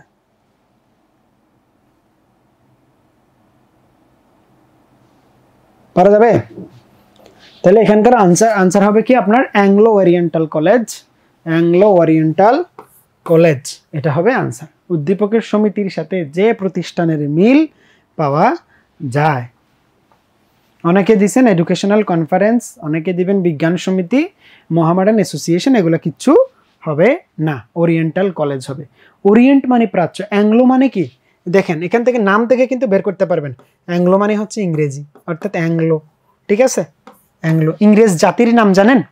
ইংরেজ জাতির নাম হচ্ছে অ্যাংলো স্যাক্সন জাতি। ওকে, অ্যাংলো স্যাক্সন জাতি, ওখান থেকে অ্যাংলো শব্দটা আসছে। ওরিয়েন্টাল মানে আমরা প্রাচ্য, ওরিয়েন্টাল শব্দের অর্থ কি? প্রাচ্যের দেশ। আমরা প্রাচ্যের দেশ না, পূর্বের দেশ না, পৃথিবীর পূর্ব। প্রাচ্য মানে কি আপনার পূর্ব। এগুলোর অনেক ব্যাখ্যা আছে, এত ব্যাখ্যা আপনাদের যাওয়ার দরকার নাই, আপনারা জাস্ট আনসারটা জানেন। এবং এখানে তাহলে এই প্রশ্নটা কোত্থেকে আসছে? বাংলায় সংস্কার আন্দোলন। বাংলায় কি আন্দোলন? বাংলায় সংস্কার আন্দোলন। বাংলায় সংস্কার আন্দোলন। এরপরে ভারতীয় জাতীয় কংগ্রেস প্রতিষ্ঠিত হয়। দেখেন, ভারতীয় জাতীয় কংগ্রেস কিন্তু প্রতিষ্ঠা করে দেন একজন লোক, তার নাম হচ্ছে অ্যালান অক্টোভিয়ান হিউম। উনি একজন ব্রিটিশ আমলা ছিলেন, Alan Octavian Hume. Lord Dufferin ওই সময়কার কি ছিল? ভাইসরয় ছিল লর্ড ডাফরিন, ঠিক আছে? তাহলে ভারতীয় জাতীয় কংগ্রেস প্রতিষ্ঠিত হয় অ্যালান অক্টোভিয়ান হিউমের প্রচেষ্টায়, লর্ড ডাফরিনের। তাহলে কি শুধু ব্রিটিশরা এখানে প্রচেষ্টা চালাইছিল? না, এখানে কতিপয় প্রভাবশালী ও শিক্ষিত ভারতীয় নেতৃবৃন্দের প্রচেষ্টায়। তাহলে আনসার হবে তিনটাই। এই জন্য প্রশ্নের অপশন প্রত্যেকটা পড়তে হবে, আনসার কিন্তু অটো বের হয়ে যাবে। প্রথমবার না হলে দ্বিতীয়বার পড়বেন, আনসার কিন্তু বের হয়ে যাবে, যদি একটু পড়াশোনার ধারে কাছে থাকেন, পড়াশোনা করে থাকেন। তারপরে 20, রাজশাহীর ভুবনমোহন পার্ক কেন বিখ্যাত ছিল? ভুবনমোহন নামের একটা পার্ক, এখানে ভাষা আন্দোলনের জন্য এই ভুবনমোহন পার্কটি বিখ্যাত ছিল। তাহলে কোন আন্দোলনের সাথে? দেখেন ভাষা আন্দোলন থেকে বেশ কয়েকবার প্রশ্ন আসছে। তারপরে আমরা কিন্তু এখনো সিকিউ আলোচনা করিনি, এই জন্য আমরা একটু আগাই। আমাদের দেখেন ইউনেস্কো, ওই যে ইউনেস্কো যে কত সালে স্বীকৃতি দিয়েছিল? 1999 সালে স্বীকৃতি দিয়েছিল। আর পালিত হয় কবে? পালিত হয় কিন্তু 2000 সালে। তাহলে কয়টা দেশ? এই যে দেখেন 188টা দেশ পালন করেছিল আমাদের 21শে ফেব্রুয়ারিকে আন্তর্জাতিক মাতৃভাষা দিবস হিসেবে। তারপর আসেন, ক মহাদেশের উত্তর ও দক্ষিণাংশ কি আপনার? ক মহাদেশের উত্তর ও দক্ষিণাংশে একটি রাষ্ট্র। রাষ্ট্রটির মোট রাজস্বের, দেখেন এখানে কি কত? রাষ্ট্রটির মোট রাজস্বের 60% বেশি দক্ষিণাংশ থেকে এলেও উত্তর অংশের তুলনায় দক্ষিণাংশের ছিল অনুন্নত। তাহলে পাকিস্তানের আমাদের উপর আমাদের থেকে ট্যাক্স নিয়ে, হ্যাঁ, তাহলে আমাদের এত কি বলে, আমাদের অনেকগুলো বিষয় ট্যাক্স নিয়ে অনেক টাকা পয়সা এখান থেকে তারা নিয়ে যেত, ট্যাক্সের মাধ্যমে নিয়ে যেত। ওই ট্যাক্সগুলো কি আমাদেরকেও 50% দেওয়ার কথা। আমাদের থেকে ইনকাম করে তারা ইসলামাবাদকে বানাইছে শহর, তারা করাচিকে বানাইছে শহর, তারা বেলুচিস্তানে খরচ করছে, তারা পাঞ্জাবে খরচ করছে, তারা সিন্ধুতে খরচ করছে, তাই না? ইসলামাবাদ দেখবেন আপনি ইউরোপিয়ান শহরের মতো, এগুলো কিসের টাকা? করাচি দেখবেন আপনার উন্নত হয়ে গেছে, কিসের টাকা? তাহলে এগুলো তো আমার থেকে নিয়ে গিয়ে তারপরে বানাইছে, তাই না? বড় বড় বন্দর আছে তাদের, এই যে করাচি বন্দর, তাদের গদার বন্দর আছে, এগুলো কিভাবে বানাইলো? অবশ্যই এখানে কি অর্থনৈতিক একটা কারণ ছিল। তাহলে এখানে কি আপনার রাষ্ট্রটির দক্ষিণ অংশের সাথে কোন অবস্থার সাদৃশ্য রয়েছে? তাহলে এখানে যেহেতু রাজস্বের কথা বলছে, 60% রাজস্ব ওখানে নিয়ে যাইতো, এই জন্য অর্থনৈতিক। কারণ রাজস্ব কোন বিষয়টাকে রিপ্রেজেন্ট করে? অর্থনৈতিক দিকটাকে, বৈষম্যের অর্থনৈতিক দিকটা। তাহলে আমরা দেখি এখানে বৈষম্যের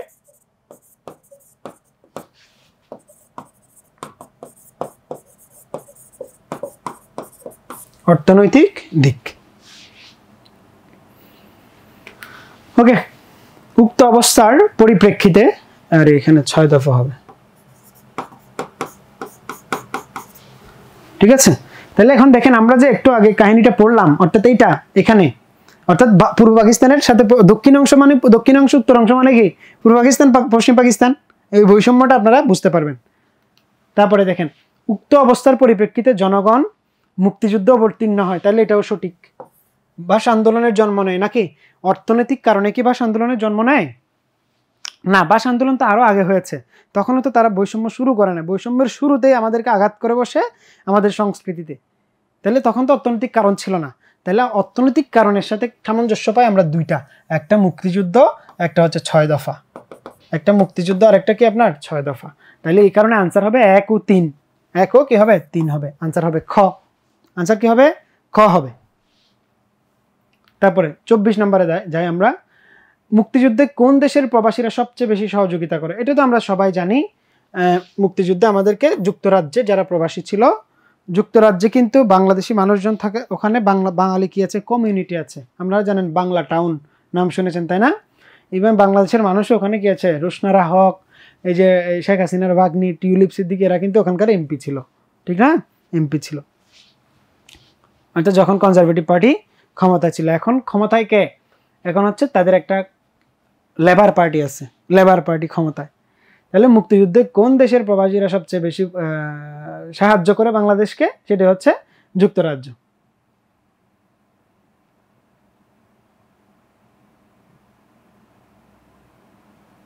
এবং একটা জিনিস আপনাদেরকে বলে রাখি, সেটা হচ্ছে ওই যে অক্সফাম আছে একটা সংস্থা, অক্সফাম সারা বিশ্বে দিয়ে থাকে, আপনার বিভিন্ন মেডিকেল এইড দিয়ে থাকে অক্সফাম, এনজিও আর কি। তো অক্সফাম ওই সময় ফ্রিতে আমাদের শরণার্থীদের জন্য ওষুধ পাঠাইতো। ওই লোকটার নাম ছিল জুলিয়ান ফ্রান্সিস। পরবর্তীতে বাংলাদেশ সরকার তার একটা উপাধি দিয়েছিল friends of Bangladesh. Friends of Bangladesh অর্থাৎ মুক্তিযুদ্ধ। উনি কিন্তু ওষুধ পাঠানোর মাধ্যমে অক্সফামে ফ্রি ওষুধ পাঠাইতো শরণার্থীদের জন্য, ডায়রিয়ার ওষুধ, তারপরে হচ্ছে আপনার বিভিন্ন এই সমস্ত রোগবালাইয়ের ওষুধ আর কি ওখানে পাঠাইতো। তো এই জন্য বাংলাদেশ সরকার তাকে স্বীকৃতি দিয়েছে ফ্রেন্ডস অফ বাংলাদেশ বলে পরবর্তীতে আর কি। তাহলে সার্জেন্ট জহুরুল হক আগরতলা মামলার কত নং আসামি ছিলেন? আমরা জানি আগরতলা মামলা শেখ মুজিবের বিরুদ্ধে, শেখ মুজিব সহ আরো 34 জনের বিরুদ্ধে একটা মামলা দায়ের করা হয়েছিল 1968 সালে। এই মামলাটার নাম ছিল কি? রাষ্ট্র বনাম শেখ মুজিবুর রহমান ও অন্যান্য। রাষ্ট্র বনাম কি? শেখ মুজিবুর রহমান ও অন্যান্য। ওকে, তাহলে এখানে এই মামলাটার 17 নম্বর আসামি কে ছিল? 17 নম্বর আসামি ছিল, 1 নম্বর আসামি ছিল শেখ মুজিবুর রহমান, 2 নম্বর ছিল মোয়াজ্জেম, কর্নেল মোয়াজ্জেম। 17 নম্বর আসামি কে ছিল? 17 নম্বর আসামি ছিল সার্জেন্ট জহুরুল হক। ঢাকা বিশ্ববিদ্যালয়ে তার নামে একটা কি আছে? হল আছে। তারপর আসেন, এটা একটু দেখি আমরা, এটা আপনারা পারবেন, দেখি পারেন কিনা। কামাল ও আরমান দুজনে একত্রে দীর্ঘদিন বিশ্বাসের সাথে ব্যবসা বাণিজ্য করলেও পরবর্তীতে আরমানের হঠকারিতার কারণে সমস্ত মূলধন অর্থাৎ তাদের টোটাল ক্যাপিটালটা কামাল একা লুটে নেয় এবং ব্যবসা পরিচালনার দায়িত্ব এককভাবে গ্রহণ করে। এককভাবে কি করে? গ্রহণ করে। অনুচ্ছেদে আরমানের সাথে তোমার পাঠ্য বইয়ের কোন বিশ্বাসঘাতকের মিল রয়েছে? পাঠ্য বইয়ের কোন বিশ্বাসঘাতক? আমরা পাঠ্য বইয়ের টোটাল পাঠ্য বই আমরা আমাদের সবচেয়ে বড় বিশ্বাসঘাতক হচ্ছে কে? মীর জাফর, যে ব্রিটিশদের হাত অর্থাৎ আমাদের বাংলার স্বাধীনতার সূর্য অস্তমিত করতে সহযোগিতা করেছিল মীর জাফর। মীর জাফর, তাহলে আনসার কি হবে? মীর জাফর। ঠিক আছে, মীর জাফর। আর মোহনলাল এবং এই যে দেখেন মীর মর্দান, উনি ছিল আমাদের পক্ষে ছিল, আর এই যে লর্ড ক্লাইভ ছিল তো বিপক্ষেটা আপনারা জানেন। ওকে, তাহলে এবার আসি আমরা এই উদ্দীপকটা পরে এগুলো আনসার দেওয়ার চেষ্টা করব। এই টাইপের প্রশ্নগুলাই আসবে পরীক্ষায়, তাহলে আপনারা বুঝতে পারছেন কেমন প্রশ্ন আসতে পারে। হ্যাঁ, উক্ত বিশ্বাসঘাতকতার তাৎক্ষণিকভাবে কি সুবিধা? মীর জাফর কি এমনি এমনি তাদেরকে সহযোগিতা করেছিল? নিশ্চয়ই এমনি এমনি না, তাদেরকে অবশ্যই তাদের একটা কি মানে তার একটা কারণ ছিল। কি কারণ? যদি দেখা যায় যে সিরাজউদ্দৌলাকে হত্যা করার পরে ওখানে যেহেতু কোনো শাসক নাই, তখন সেই জায়গাটা ফুলফিল করতে পারবে কে? মীর জাফর। এই জন্য কিন্তু বাংলার সিংহাসন সে সুবিধা পেয়েছিল। তাহলে সে কি উক্ত বিশ্বাসঘাতক তাৎক্ষণিকভাবে কি সুবিধা পান? বাংলার সিংহাসন। অর্থাৎ ব্রিটিশদেরকে বলছে তোমাদেরকে যা সুবিধা দিব, কিন্তু আমাকে কি হিসেবে বসাও? আমাকে বাংলার সিংহাসনে বসাও। তাই এই জন্য হচ্ছে মীর জাফর। মীর জাফর একটা কি হয়ে গেছে? একটা নামই গালি হয়ে গেছে, বুঝছেন? কি পরিমাণ বিশ্বাসঘাতকতা, মানে এটা কি পরিমাণ ছড়াইছে, কি হয়ে গেছে? সে একটা গালি হয়ে গেছে। শেখ হাসিনার মতো, শেখ হাসিনাও কি একটা গালি হওয়ার উপক্রম। মহারানী ভিক্টোরিয়া কত খ্রিস্টাব্দের রাজকীয় ঘোষণা প্রদান করেন? কি ঘোষণা প্রদান করেন? রাজকীয় ঘোষণা। অর্থাৎ মহারানী ভিক্টোরিয়া ব্রিটিশ আমলে যখন দেখা যায় ইস্ট ইন্ডিয়া কোম্পানির সাথে আমাদের বিদ্রোহ হয়, কোন বিদ্রোহ? এটা হচ্ছে 1857 সালের সিপাহী বিদ্রোহ। সিপাহী বিদ্রোহে যখন খুব বেশি অর্থাৎ বাঙালি এবং হচ্ছে ইংরেজদের মধ্যে খুব বেশি গোলযোগ হয়, তখন সরাসরি ব্রিটিশ পার্লামেন্ট আমাদের ক্ষমতাটা নিয়ে নেয়। ব্রিটিশ পার্লামেন্ট ক্ষমতাটা নিয়ে নেয় এবং এরই পরিপ্রেক্ষিতে ক্ষমতাটা ইস্ট ইন্ডিয়া কোম্পানির হাত থেকে নিয়ে সরাসরি ব্রিটেন আমাদেরকে একটা প্রদেশের মতো শাসন করা শুরু করে। এটাকেই বলা হচ্ছে আপনার কি? রাজকীয় ঘোষণা। তাহলে রাজকীয় ঘোষণা, ওকে, এটাকে বলা হয় ফরমান জারি। কি? ব্রিটিশ রাজার ফরমান জারি, অর্থাৎ ব্রিটিশ রানী একটা ফরমান জারি করছিল, এখন থেকে সরাসরি ব্রিটিশ পার্লামেন্ট তোমাদেরকে কি করবে? শাসন করবে। হ্যাঁ, আমাদের বিভিন্ন টিচার প্রতিনিয়ত ক্লাস নেন, আপনাদের অবশ্যই পাবেন। ইসলামের ইতিহাস পাবেন, ইসলামের ইতিহাসের আগে অর্থাৎ পরীক্ষার আগে। আমাদের নেক্সট পরীক্ষা কোনটা, কত তারিখ? এই জন্য হয়তো ইতিহাস, তো ইতিহাসের জন্য আমরা ইতিহাস ক্লাস নিচ্ছি। সেকেন্ড পেপারের আগে আমরা সেকেন্ড পেপারের ক্লাস নেব। ওকে, আপনারা যেন এটা খুব দ্রুত মানে পরীক্ষার আগে নেওয়া হচ্ছে, কারণ হচ্ছে আপনারা যেন একটু দেখে এই অনুযায়ী একটা রিভিশন দিতে পারেন। অর্থাৎ এই 2 ঘন্টার ক্লাসে আপনি অনেক লাভবান হতে পারেন আমি মনে করি। ওকে, তাহলে 1858 সালে, তাহলে 1857 সালে যুদ্ধ শেষ হয়, কিন্তু 1858 সালে এই যে মহারানী ভিক্টোরিয়া কি জারি করেন? এই রাজকীয় ঘোষণাটি জারি করেছেন। তারপর ইলবার্ট বিল কে প্রণয়ন করেন? এই দেখেন, এটা কার আমলে হয়েছিল? পরীক্ষায় আপনাদের বইয়ে আছে, কিন্তু এটা কার আমলে হয়েছিল? ইলবার্ট বিল প্রণয়ন করেছিল কার আমলে? লর্ড রিপনের আমলে। অর্থাৎ লর্ড রিপন ইলবার্টকে দায়িত্ব দিয়েছিল এই বিলটা প্রণয়ন করতে। এটা একটা শাসনতান্ত্রিক বিল ছিল, এটা প্রণয়ন করতে। এই জন্য কার আমলে হবে এটা? লর্ড রিপনের আমলে। কার আমলে? লর্ড রিপনের আমলে। তারপরে দেখেন ভাষা শহীদ শফিউরের জন্মস্থান। শফিউরের জন্মস্থান কোথায়? শফিউর কিন্তু সবচেয়ে বয়োজ্যেষ্ঠ শহীদ, সবচেয়ে কি আপনার বয়োজ্যেষ্ঠ শহীদ, যিনি ভারতের পশ্চিমবঙ্গের হুগলিতে জন্মগ্রহণ করেছিলেন। কোথায়? ভারতের পশ্চিমবঙ্গের হুগলিতে জন্মগ্রহণ করেছিলেন শফিউর। তাহলে আমাদের মোটামুটি বলা যায় আমাদের কি গেল? এমসিকিউ গেল। তাহলে এবারে আমরা একটু সিকিউ একটু আলোচনা করব যে কিভাবে আপনারা প্রশ্নগুলোর আনসার দিতে পারেন।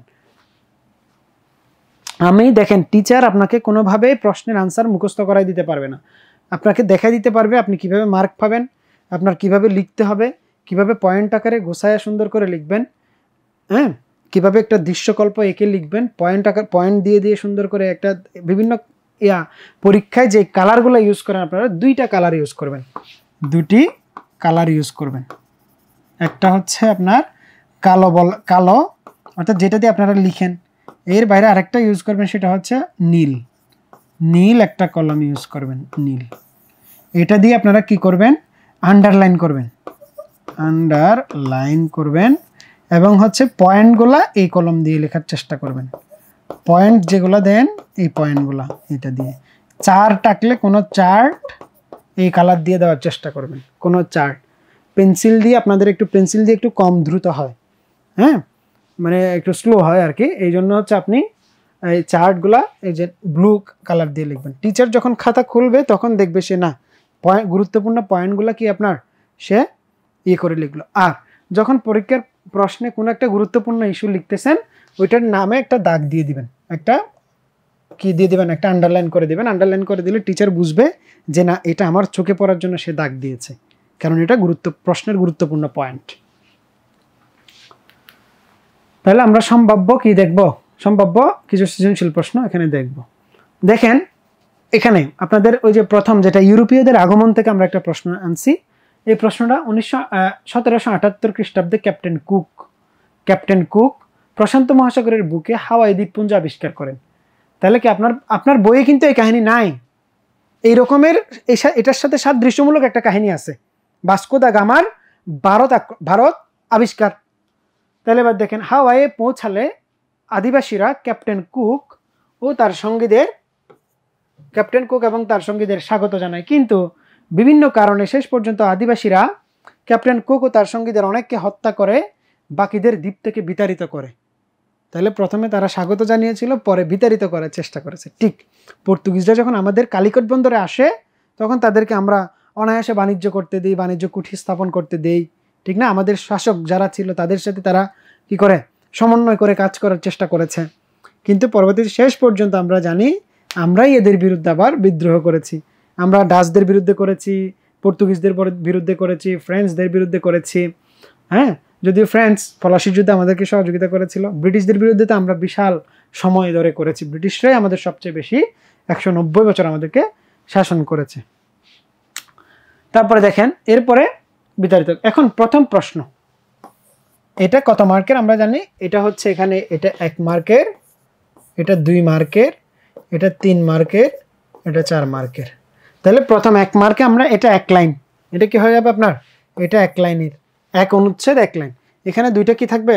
দুটি প্যারা থাকবে, এখানে কয়টি প্যারা থাকবে? 3টি প্যারা থাকবে। এখানে কয়টি প্যারা থাকবে? এখানে 4টি প্যারা থাকবে এবং একটা উপসংহার থাকবে। উপসংহার জাস্ট শেষের দিকে একটা লাইন লিখে দিবেন, পরিশেষে বলা যায় বলে এভাবে শেষ করে দেবেন। পরিশেষে বলা যায় কিংবা শেষ কথা এরকম আর কি, বিভিন্ন আপনারা লিখতে পারেন, বিভিন্ন কানেক্টর সেগুলো ইউজ করতে হবে। তাহলে দেখেন পলাশী কোন নদীর তীরে অবস্থিত? তাহলে আমরা জানি পলাশী কোন নদীর তীরে অবস্থিত? বলেন তো? ভাগীরথী নদী। ভাগীরথী বানান ভুল, লিয়াম মেহেদি। ভাগীরথী নদীর তীরে পলাশী অবস্থিত, ঠিক আছে? তারপরে দেখেন আনসার শেষ, এখানে 1 নম্বর পেয়ে গেলেন, এক্সট্রা কিছু লেখার দরকার না। আমি যেখানে 1 নম্বর পাচ্ছি ওখানে আমার আরেকটা লাইন 2 লাইন 3 লাইন লিখে আমার কেন, আমি বেশি জানি বলে বেশি লিখতে হবে না, প্রশ্নের নাম্বার পেয়ে গেলে আমি শেষ। ওকে, ভারতবর্ষে ইউরোপীয়দের আগমনের কারণ কি? এখানে শুধু এভাবে লিখে যাবেন না। ভারতবর্ষে যে আপনারা লিখেন কিভাবে জানেন? এই যে এখানে এটা খাতা, আপনারা লিখেন কি 2 ক 1 ক এইভাবে না, এই যে 1 ক লিখেন 2 ক লিখেন, এইভাবে লেখাই যাবে না, এইভাবে লেখা যাবে না। আপনি 1 নং প্রশ্নের উত্তর ক, 1 নং প্রশ্নের উত্তর খ, একটু টাইম গেলেও এটাই লিখতে হবে। এভাবে লিখে একটা ব্লু কালার দিয়ে দাগ দিবেন, এই যে এইভাবে দাগ দিবেন, ব্লু কালার দিয়ে দাগ দিবেন। আবার মেয়েরা কি করে অনেক সময় এই যে এরকম আঁকবেন, এখানে ঘর, এখানে আবার এইভাবে দিবেন, এইভাবে আবার এইভাবে, এগুলো করার কোনো দরকার আছে না। এখানে এটা কারা করে জানেন, এটা যাদের লেখার কিছু থাকে না, এখানে আবার আপনারা এইভাবে দিয়ে আবার এইভাবে দেন, এখানেও বিভিন্ন কিছু আঁকেন। এভাবে আঁকার দরকার নাই তো নাকি, এভাবে আঁকার দরকার নাই। আমার কথা হচ্ছে, আমি পরীক্ষায় লিখতে গেছি, লিখবো, আমার এখানে আর্ট করার জায়গা, এটা তো আর্ট করার জায়গা না। সো আমার ভালো মতো লিখতে হবে। আপনারা কি করেন, এই যে এভাবে কারণ আসলে, ভারতবর্ষে ইউরোপীয়দের আগমনের কারণ আসলে লিখতেই থাকেন, যে ভারতে ইউরোপীয়দের আগমনের কারণ বলে লিখতেই আসেন, কোনো কথা নাই। এইভাবে তো লেখা যাবে না।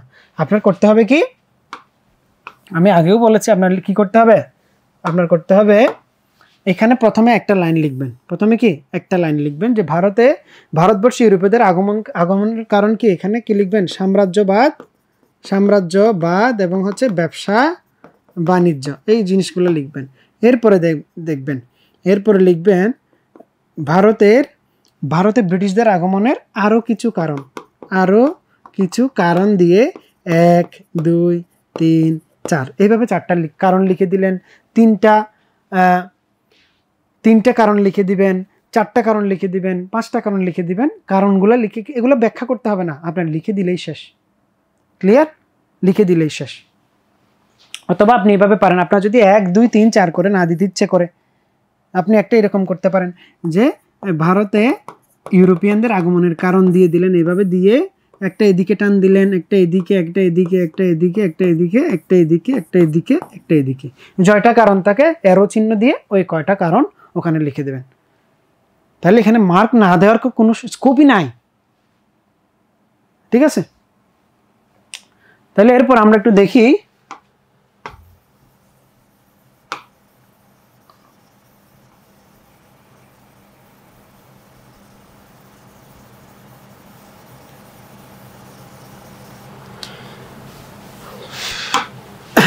এরপরে দেখেন, উদ্দীপকের ন্যায় জলপথে ইউরোপীয়দের ভারত আগমন ব্যাখ্যা করো।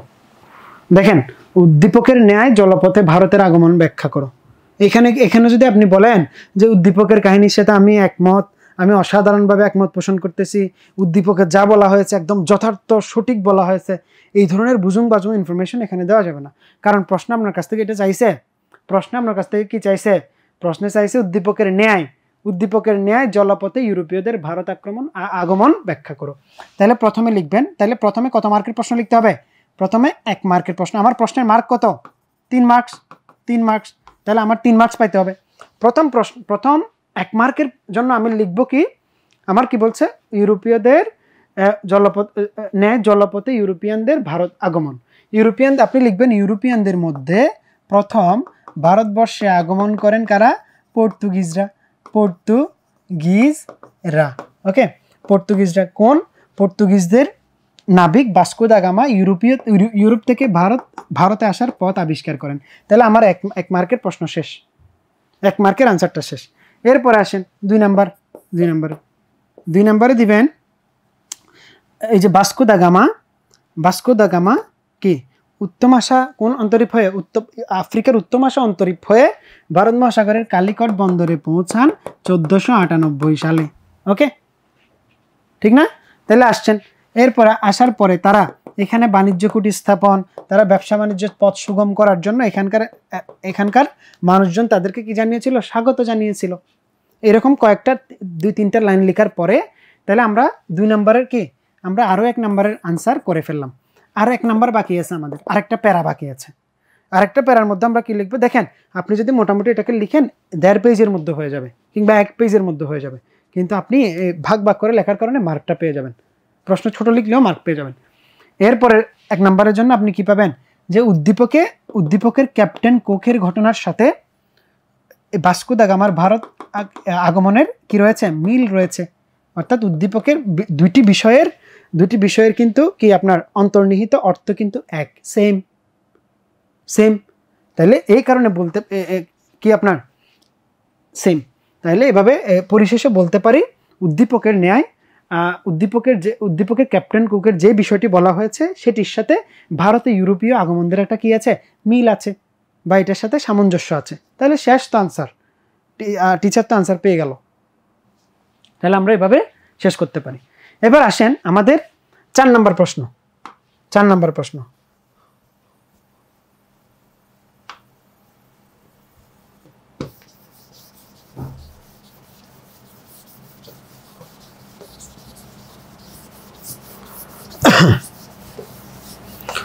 কেউ কোনো কিছু না বুঝলে অবশ্যই জানাবেন।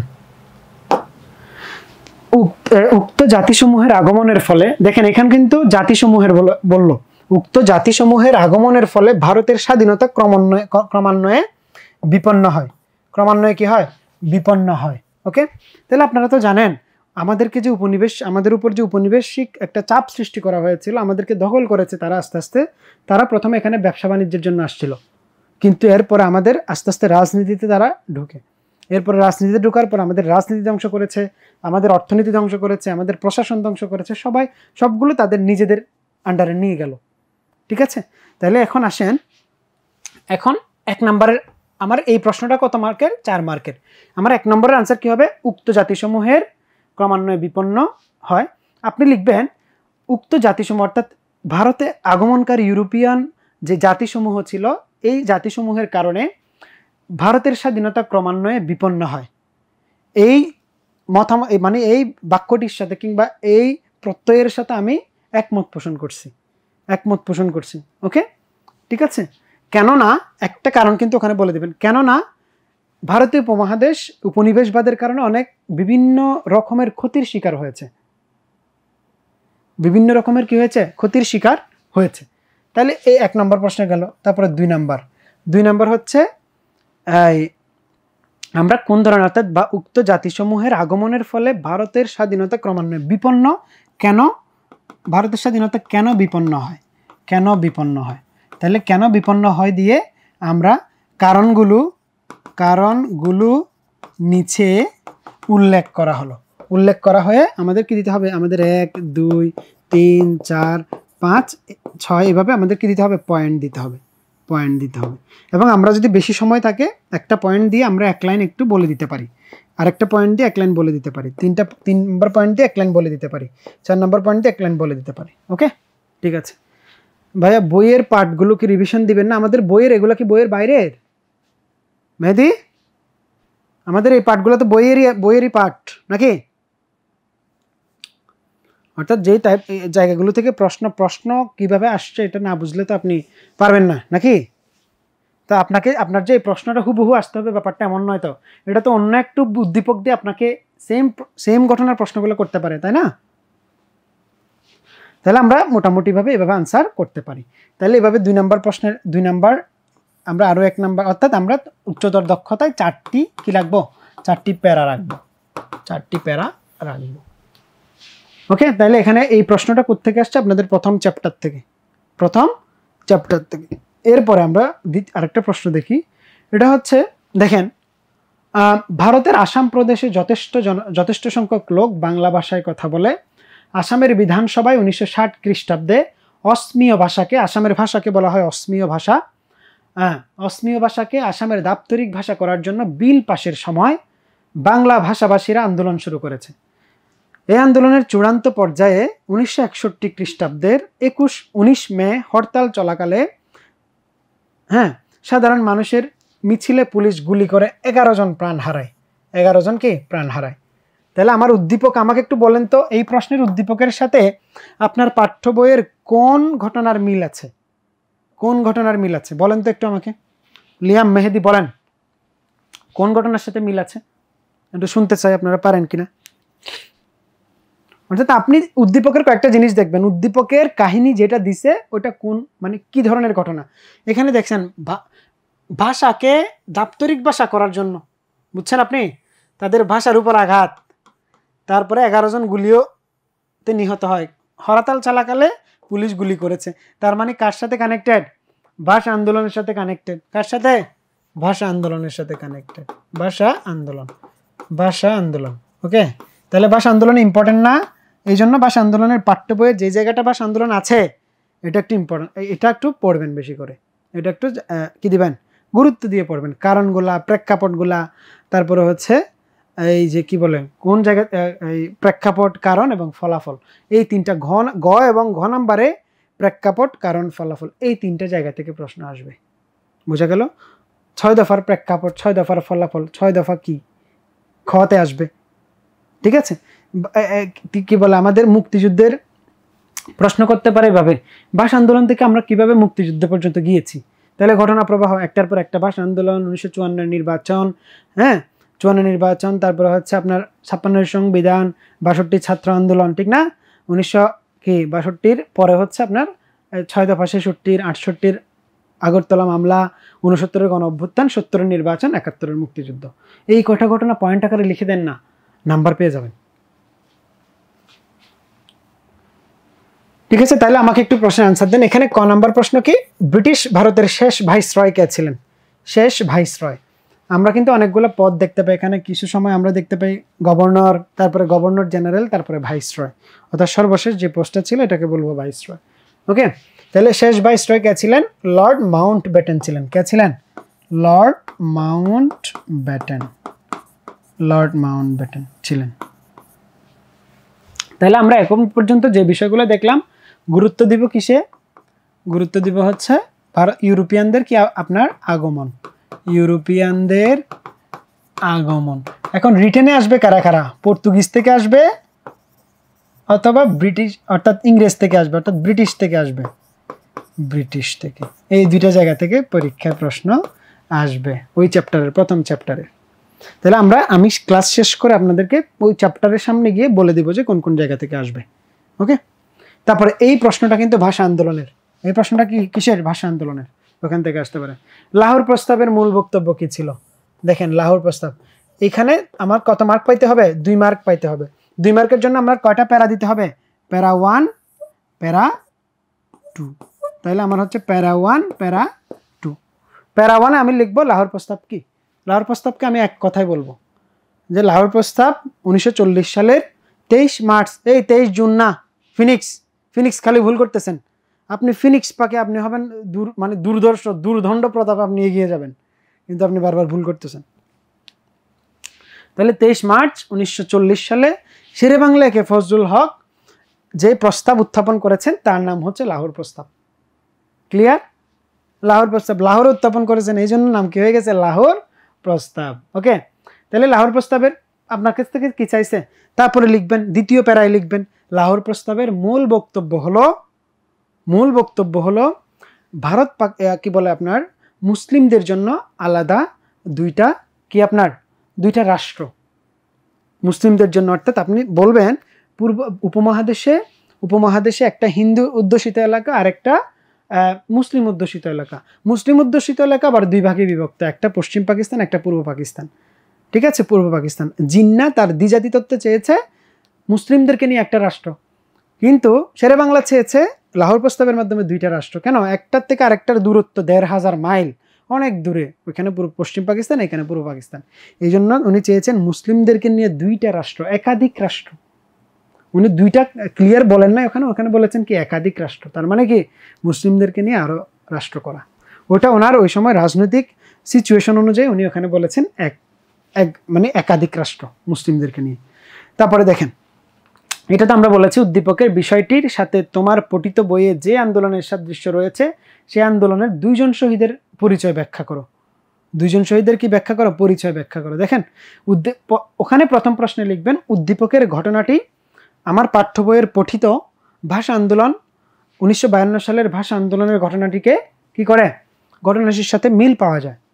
এই আন্দোলনের এর পরের প্যারা লিখবেন এই আন্দোলনের 2 জন শহীদ হলো শহীদ বরকত এবং শহীদ আব্দুল জব্বার। ঠিক আছে, নিচে এদের পরিচয় বর্ণনা করা হলো। তাহলে এদের নিয়ে 2-3 লাইন করে করে কি দিয়ে দিবেন? পরিচয় দিয়ে দিবেন। প্রশ্ন শেষ, আপনার কি উত্তর লেখা শেষ, আপনি নাম্বার পেয়ে যাবেন, শেষ। তারপরে দেখেন ঘ নাম্বারে কি বলা হচ্ছে? উক্ত আন্দোলনের চেতনা জাতীয়তার গণ্ডি পেরিয়ে, এই যে দেখেন, উক্ত আন্দোলনের চেতনা জাতীয়তার গণ্ডি পেরিয়ে আন্তর্জাতিক পরিমণ্ডলের স্বীকৃত। তার মানে আপনার যে ভাষা আন্দোলন, এ ভাষা আন্দোলন নিয়ে বর্ণনা দিবেন, ওই যে ভাগ করে প্যারা প্যারা করে 3 নম্বর প্যারায় লিখবেন এটার আন্তর্জাতিকায়ন কিভাবে হইল। 1999 সালের অক্টোবর মাসে এটাকে ইউনেস্কো স্বীকৃতি দিয়েছে। কাদের মাধ্যমে? যারা প্রবাসী কি ছিল, কানাডিয়ান প্রবাসী, হ্যাঁ, কানাডিয়ান প্রবাসী কয়েকজনের মাধ্যমে এটা হচ্ছে আপনার কি করলো, তারা স্বীকৃতি দিয়েছে। এবং এটার পরিপ্রেক্ষিতে 2000 সালে 188টা দেশ আন্তর্জাতিক মাতৃভাষা দিবস হিসেবে 21শে ফেব্রুয়ারিকে পালন করে, এবং 2008 সালে জাতিসংঘ এটাকে স্বীকৃতি দিয়েছে আন্তর্জাতিক মাতৃভাষা দিবস হিসেবে। এবং বাংলাদেশে 2010 সালে বাংলাদেশে একটা কি হয়েছে, এই যে আন্তর্জাতিক ভাষা ইনস্টিটিউট, অর্থাৎ এটাকে স্মরণে রাখার জন্য ভাষা ইনস্টিটিউট হয়েছে আমাদের ঢাকার সেগুনবাগিচাতে আসে। আচ্ছা, হ্যাঁ, প্রথম শহীদ, হ্যাঁ রফিক, আপনি রফিকের বর্ণনাও দিতে পারেন, শফিউরের বর্ণনাও দিতে পারেন, যে কোনো দুইজন। আপনার কি বলেছে, আন্দোলনের সাথে সাদৃশ্য সে আন্দোলনের 2 জন শহীদের বর্ণনা, যে কোনো দুইজন, যে দুইজন আপনারা পারেন, যে দুজন, হ্যাঁ, নভেম্বর মাসে 1999 সালে। ওকে ওকে ওকে, ঠিক আছে। তাহলে এই হচ্ছে আমাদের পড়াশোনা। এরপরের প্রশ্নটা যদি আমরা একটু দেখি, দেখেন এখানে একটা বৈষম্যের চিত্র দেখানো হয়েছে, এবং ক নাম্বার প্রশ্নে আমাদেরকে বলা হচ্ছে পাকিস্তানের প্রথম সংবিধান কখন গৃহীত হয়। বলেন তো এটার আনসার, আপনাদেরও করতে হবে আনসার। বলেন তো পাকিস্তানের প্রথম সংবিধান কখন গৃহীত হয়। এবং খ নাম্বারে আছে 1954 খ্রিস্টাব্দের যুক্তফ্রন্ট নির্বাচনের ফলাফল কি হয়েছিল। যুক্তফ্রন্ট নির্বাচনের কি হয়েছিল, ফলাফল কি হয়েছিল। তাহলে এটাকে সুন্দর করে আপনি কিন্তু লিখে দিতে পারেন। যুক্তফ্রন্ট কি, যুক্তফ্রন্ট লিখবেন, যুক্তফ্রন্ট গঠিত হয় 1953 সালে। 53 সালে কয়টি দল নিয়ে, 4টি দল নিয়ে যুক্তফ্রন্ট গঠিত হয়। কেন? পূর্ব বাংলার প্রাদেশিক নির্বাচনে মুসলিম লীগকে হারানোর লক্ষ্যে। তাহলে ফলাফল আপনি এরপরে প্যারা লিখবেন যুক্তফ্রন্টের ফলাফল। তাহলে দেখেন আপনি এখানে এইভাবে লিখবেন যুক্তফ্রন্ট, এখানে টোটাল মোট আসন এবং যুক্তফ্রন্টের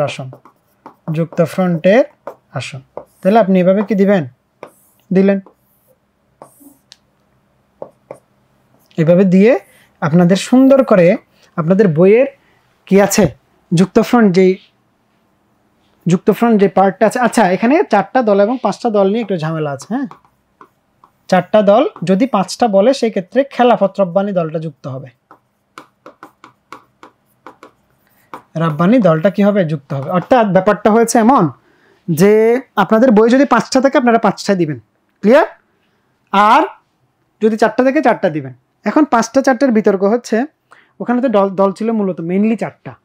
আওয়ামী মুসলিম আওয়ামী মুসলিম লীগ ছিল, তারপরে হচ্ছে এই যে বামপন্থী গণতন্ত্রী দল ছিল, কৃষক শ্রমিক পার্টি ছিল, তারপরে হচ্ছে ওই যে কি বলে এটা, আরেকটা দল ছিল, এটা হচ্ছে আপনার এই খেলাফত রব্বানি, ওই যে 4 দলের বাইরের একটা দল। 4 দলের মধ্যে কি ছিল, একটা কৃষক শ্রমিক, তারপরে ছিল, একটু বলেন তো কেউ, কৃষক শ্রমিক ছিল, আরেকটা ছিল হচ্ছে আওয়ামী মুসলিম লীগ, তারপরে বামপন্থী গণতন্ত্রী দল, আরেকটা বলেন, একটু আপনারা বলেন। তাহলে খেলাফত রব্বানি নিজেদেরকে বলেছিল যে খেলাফত রব্বানি অর্থাৎ খেলাফত রব্বানি বলেছিল আমরা একটা আসন পাইছি, কিন্তু যুক্তফ্রন্ট থেকে বলা হয়েছিল আমরা কি পাই নাই, আমরা আসন মানে আমরা ওদেরকে নেই নাই দলে, অর্থাৎ এই যে খেলাফত রব্বানিকে আমরা দলে নেই নাই, ক্লিয়ার। এই কারণে কিন্তু 4টা এবং 5টার মধ্যে একটা কি থাকে, একটা বিরোধ থাকে।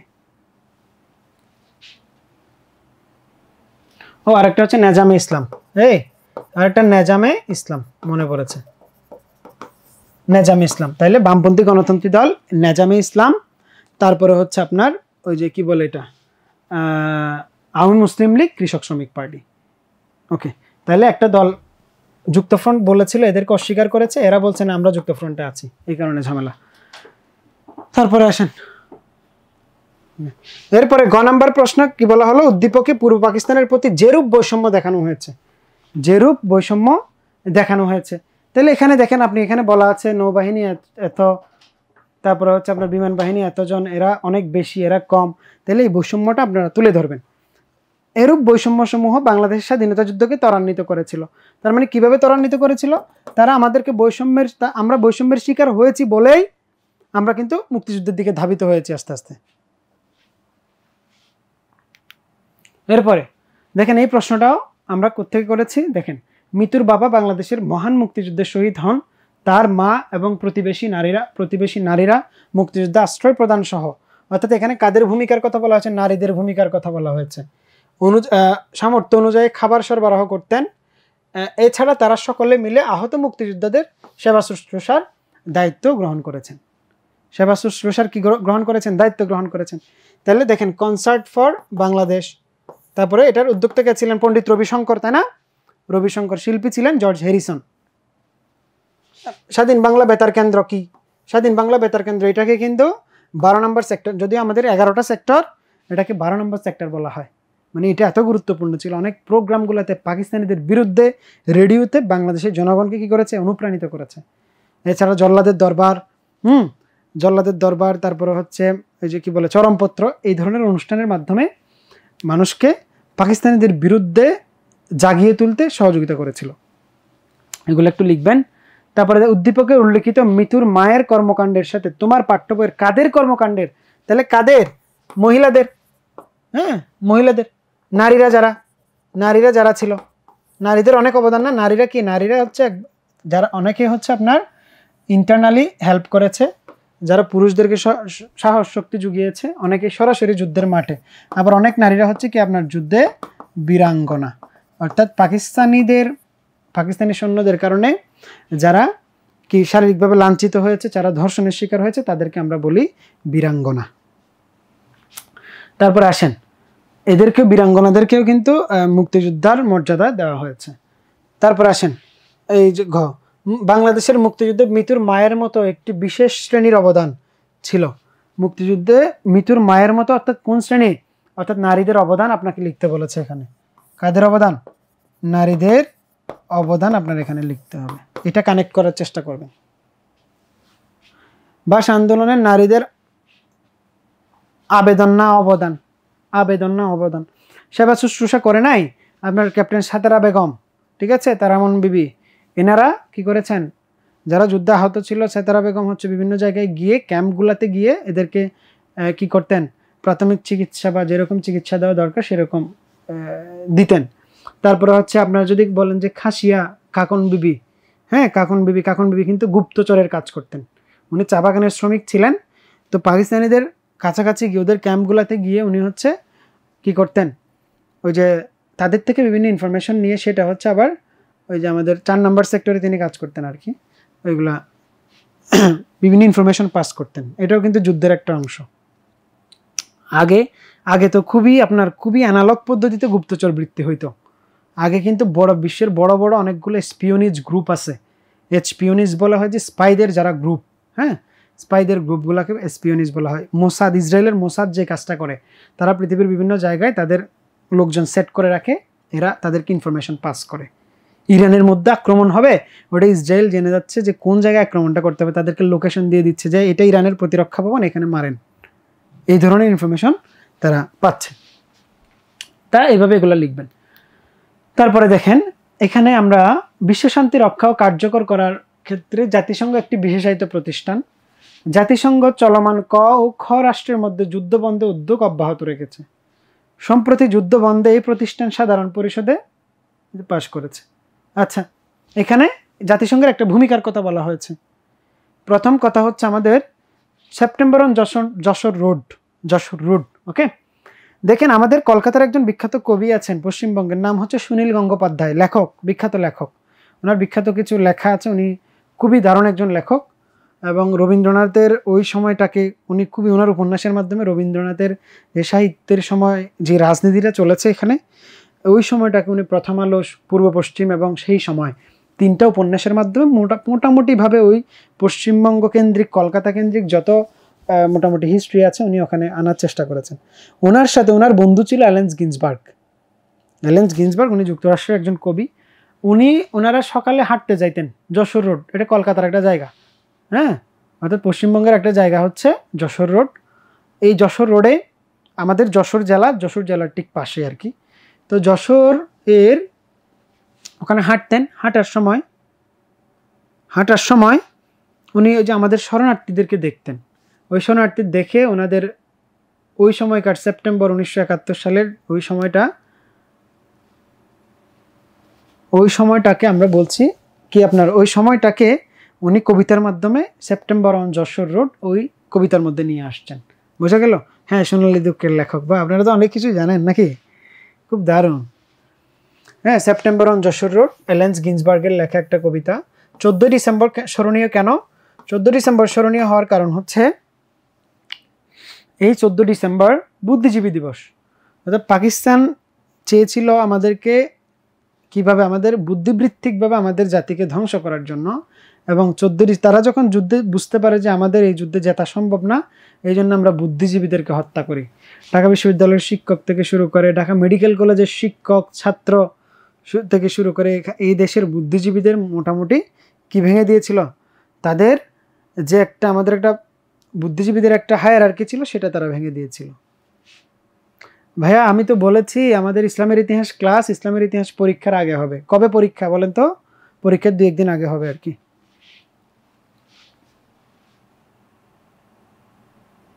এইখানে কিন্তু আমি শুধু ইতিহাসের জন্য আপনাদেরকে পড়াচ্ছি না, পরীক্ষার লেখার স্টাইলটা যে বললাম এটা আপনি জিওগ্রাফি থেকে শুরু করে প্রত্যেকটা সাবজেক্টে একইভাবে এটা দেখবেন, এটা ফলো করার চেষ্টা করবেন। ওকে, তারপরে দেখেন উদ্দীপকের মতো বাংলাদেশের মুক্তিযুদ্ধে জাতিসংঘের ভূমিকা একই রকম ছিল। অর্থাৎ তোরা কি বলে আপনার সম্প্রতি যুদ্ধ বন্ধে সাধারণ পরিষদের প্রস্তাব পাশ করেছে, অর্থাৎ এটা আপনি একটা পজিটিভ একটা ভূমিকা দিবেন, নেগেটিভ ভূমিকা দিবেন না, পজিটিভ একটা ভূমিকা দিবেন যে জাতিসংঘ এটা করার চেষ্টা করেছে এবং ওখানে ভোটাভুটি হয়েছিল, ভোটাভুটির মধ্যে বাংলাদেশের পক্ষে রায় আসছে। অর্থাৎ রাশিয়া চীনের বিরুদ্ধে যুদ্ধবিরতি চাওয়ার বিরুদ্ধে ভেটো মারছে। বাংলাদেশের মুক্তিযুদ্ধ উক্ত ভূমিকার বাস্তবতা, উক্ত ভূমিকার কারণে আমরা কিভাবে লাভবান হয়েছি, অর্থাৎ রাশিয়া ভেটো দেওয়াতে আমরা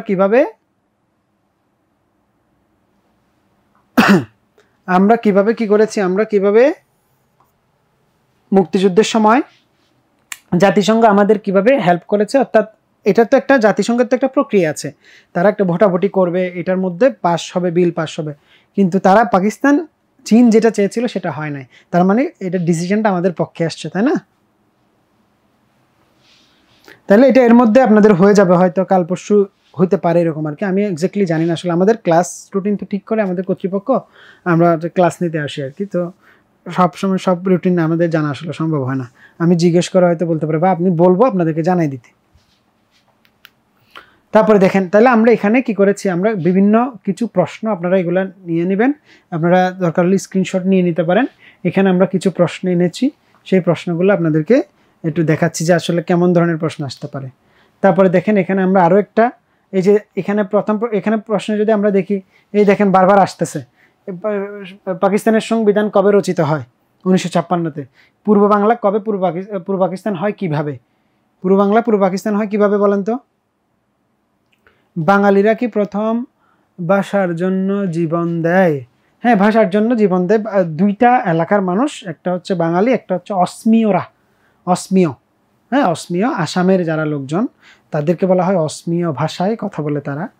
তো অনেকটা বাংলা ভাষার মতে আপনারা দেখবেন মানে অনেকটা কাছাকাছি আর কি ওয়ার্ডগুলো, একই থেকে আসা, একই অপভ্রংশ থেকে আসা, এই কারণে আর কি বলা হয় বঙ্গ কামরূপী দুইটা। তো এই কারণে আমরা দেখছি পৃথিবীতে দুইটা দেশ, অর্থাৎ দুই ধরনের মানুষ, অর্থাৎ বাংলা ভাষায় যারা কথা বলে আমাদের বাঙালিরা এবং হচ্ছে অসমীয় জাতি, তারা দুইটাই ভাষার জন্য প্রাণ দিয়েছিল। তাই আমরা 1952 সালে দিয়েছি, তারা দিয়েছে 1960 সালে। ক্লিয়ার? এগুলো এভাবে একটু সুন্দরভাবে উদ্দীপকটা পড়ে তারপরে প্রশ্নগুলো পড়ে আনসার দেওয়ার চেষ্টা করবেন। পরীক্ষায় বুজুং বাজুং লেখার দরকার না, আপনার লেখাটা ছোট হোক, আপনার লেখাটা না 1960-এ দিয়েছে। এখানে বেশ কয়েকবার এমনি মারামারি হয়েছে আর কি অনেক সময়, তো পুলিশের গুলিতে হত্যা হয়েছে, আমরা একটা উদ্দীপকে কিন্তু দেখেছিলাম।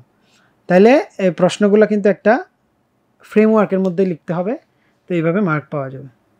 ওকে, শিবলি ওয়ালাইকুম আসসালাম।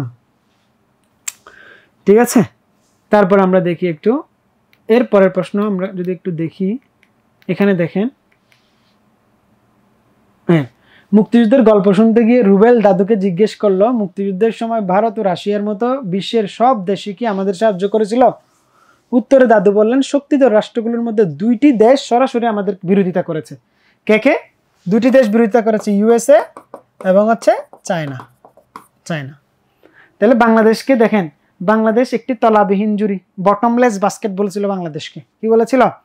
বাংলাদেশ হচ্ছে একটা বটমলেস বাস্কেট, তলাবিহীন জুড়ি বলেছিল হেনরি কিসিঞ্জার। প্রবাসী বাঙালি বলতে কি বুঝো? দেখছেন, প্রবাসী বাঙালি মানে কি? বাংলাদেশের যারা জনগোষ্ঠী বাইরের দেশে থাকতো বিভিন্ন কারণে, তাদেরকে বলা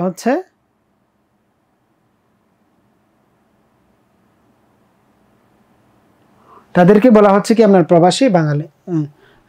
লিয়া মেহেদি বলেছেন, ভাই এমসিকিউ কি বইয়ের গুলা বেশি পড়বো কিনা? দেখেন, এমসিকিউ আপনাদের 2 টাইপের, বোর্ড কোয়েশ্চেন থেকে কিছু রিপিট করবে, আর হচ্ছে বইয়ের অনুশীলনীতে যেগুলো আছে এগুলোতে পড়বেনি। আর বোর্ড কোয়েশ্চেন এবং হচ্ছে ভালো ভালো বাংলাদেশের প্রথম সারির 10 থেকে 15টা কলেজের প্রশ্ন টেস্ট পেপার থেকে। ক্লিয়ার? আমি এগুলো নিয়মিত প্র্যাকটিস করতাম আমার সময় থাকতে। নটরডেম কলেজে তো ওইটাতে আমি পরীক্ষা দিতাম। Notre Dame college, Viqarunnisa, holy cross, হ্যাঁ, আদমজি ক্যান্ট, বগুড়া কি বলে এটা, এই যে Comilla Victoria college, Bogura Azizul Haque college, এই ধরনের নাম করা যে কলেজগুলো আছে। দেখেন, একটা বিষয় বলি আমি, প্রশ্ন মডারেশনের সময় ওই কলেজগুলো শিক্ষকদের গুরুত্ব দেওয়া হয়, তাহলে ওনাদের থেকেই তো প্রশ্ন নেওয়া হয়, তো ওইখানে ওদের থেকে প্রশ্ন দিয়ে দেয় আর কি। তো কোনো না কোনোভাবে আপনি কমন পেয়ে যাবেন, বুঝছেন? তো এই জন্য পড়বেন, এগুলো পড়বেন, ওদের প্রশ্ন সিকিউ এমসিকিউ এগুলো পড়বেন, এগুলো আসবে। দেখবেন এই যে আজকে যে ক্লাসটা নিলাম আমরা, এই টপিকগুলো থেকেই পাবেন, কিন্তু প্রশ্নের একটু কি আছে, এসপার হয়, প্রশ্ন এদিক ওদিক হইতে পারে, এটা আর কি। সরাসরিতে প্রশ্ন তুলে দিলে আপনার পরীক্ষা নিচ্ছে কেন? পরীক্ষা নেওয়ার তো দরকার নেই। তারপর আমরা দেখি এরপরে 1929 সালে দেখেন, শ্রমিক আন্দোলনকে দমনের জন্য এবং ব্রিটিশ রাষ্ট্র শক্তিদের বিরুদ্ধে উদ্দীপকতা পড়ে নেবেন। এখানে আপনার গ নাম্বারে কি বলছে? ঘটনার সাথে মিল রয়েছে, তাহলে এটার সাথে মিল থাকলে কোন ঘটনার মিল আছে ওটা বলে দেবেন। লাহোর প্রস্তাব, এখানে 71-এ বুদ্ধিজীবী হত্যা, অর্থাৎ একটু আগে যেগুলো আমরা দেখলাম। এর বাইরে আরও কিছু বিষয় আপনাদের একটু কঠিন লাগে, আমি দেখি আপনাদের একজন বললেন যে তৃতীয় ভাগের আপনাদের তৃতীয় চ্যাপ্টারটা, আমরা একটু চ্যাপ্টারের শুরুতে যাই। তাহলে এখানে প্রশ্নগুলো আমরা দেখি, এই যে আসামের প্রশ্নটা আসলো এখানে, এগুলো আপনারা একটু দেখে নেবেন, এগুলো আপনারা পড়লেই বুঝতে পারবেন আর কি, যে উদ্দীপকটা। তারপর আমরা যদি একটু দেখি, আমরা শুরুতে একটু যাওয়ার চেষ্টা করি।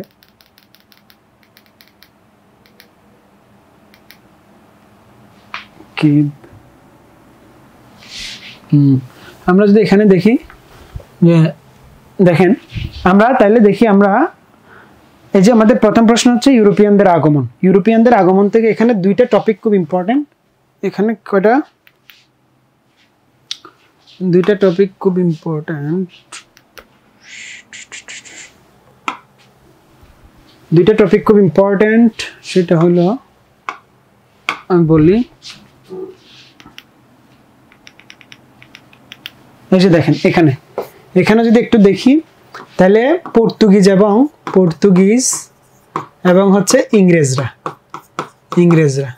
এই 2টা জিনিস এখান থেকে খুব বেশি ইম্পর্টেন্ট। এমসিকিউর জন্য দেখবেন, এমসিকিউর জন্য প্রত্যেকটা জিনিস ইম্পর্টেন্ট, এমসিকিউর জন্য মোটামুটি প্রত্যেকটা জিনিসই আপনার কি ইম্পর্টেন্ট। এটা কোনো বিষয় না, আপনিও জানবেন, আস্তে আস্তে পড়তে থাকেন। হ্যাঁ, ভারতবর্ষে ইউরোপিয়ানদের আগমন, তাহলে কোন 2টা বিষয় গুরুত্বপূর্ণ? পর্তুগিজ, এটা পড়বেন এমসিকিউর জন্য। কিসের জন্য? এমসিকিউর জন্য। সরি, এটা পড়বেন সিকিউর জন্য, অর্থাৎ রিটেনের জন্য। এমসিকিউর জন্য চেষ্টা করবেন একবার অন্তত চ্যাপ্টারটা রিডিং পড়ার, অর্থাৎ যেগুলা বিষয় থেকে একদম, যেমন কি ধরেন আপনার যদি বলি এখানে দিনেমার কিংবা ডাচ, এখান থেকে কিন্তু খুব বেশি কঠিন প্রশ্ন হয় না, কিন্তু আপনার কঠিন প্রশ্ন করলে ব্রিটিশ থেকে করবে, পর্তুগিজ থেকে করবে, তারা কীভাবে আসলো ওই শুরুটা করবে, আর ফ্রেঞ্চ থেকে করতে পারে কিছুটা এমসিকিউ প্রশ্ন। তারপরে হচ্ছে ইংরেজ উপনিবেশিক শাসন, অর্থাৎ ব্রিটিশ আমলে কিন্তু রিটেনের জন্য দেখেন, রিটেনের জন্য যদি বলি আমি পলাশির যুদ্ধ। তারপরে হচ্ছে বিভিন্ন সংস্কার আন্দোলন, এই যে সংস্কার আন্দোলন, আন্দোলন আন্দোলন সংস্কার আন্দোলন। তারপরে হচ্ছে ব্রিটিশ বিরোধী আন্দোলন। কি আন্দোলন? সংস্কার আন্দোলন এবং হচ্ছে ব্রিটিশ বিরোধী আন্দোলন। ওই যে 1757 সালের 1857 সালের সিপাহী বিদ্রোহ এইগুলা কিসের জন্য ইম্পর্টেন্ট? সংস্কার আন্দোলন অর্থাৎ রাজা রামমোহন রায়, তারপরে হচ্ছে সৈয়দ আমির আলী, নওয়াব আব্দুল লতিফ, স্যার সৈয়দ আহমেদ খান, আলিগড় আন্দোলন, তাই না? এগুলো ইম্পর্টেন্ট।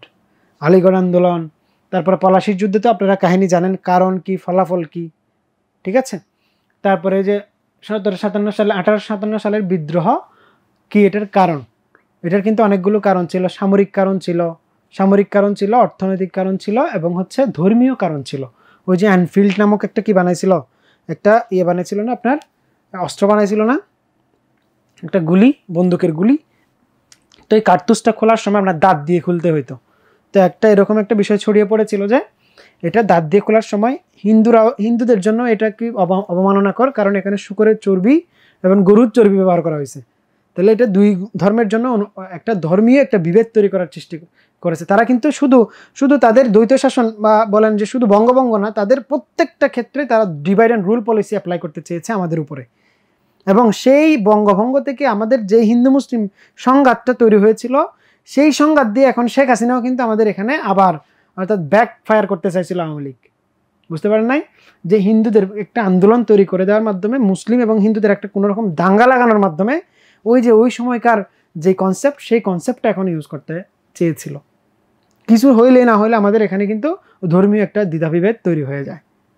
এটার কিন্তু এখন না, এটার ফলাফল কিন্তু বঙ্গভঙ্গের কারণে, স্বদেশী আন্দোলনের কারণে কি হিন্দু মুসলিম যে একটা ফাটল ধরেছিল, সেই ফাটলটার পরিণত হয়েছিল 1947-এর দেশ বিভাগ।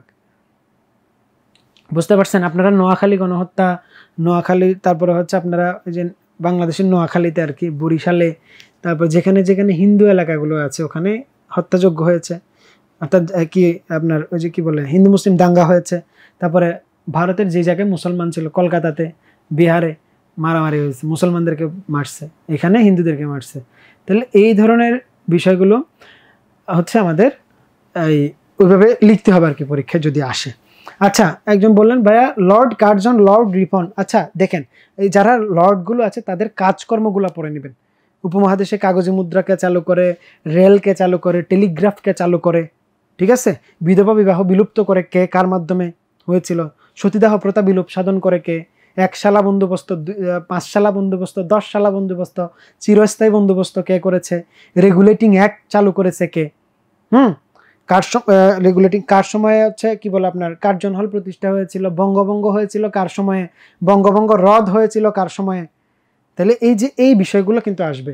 কার মাধ্যমে, কার সময়ে ভারত স্বাধীন হয়েছিল, ভারত পাকিস্তান, আসবে না? এগুলো আসতে পারে।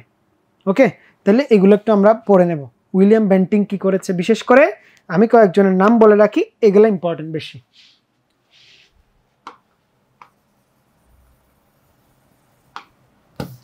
কি হলো, এটা মুছতেছে না কেন?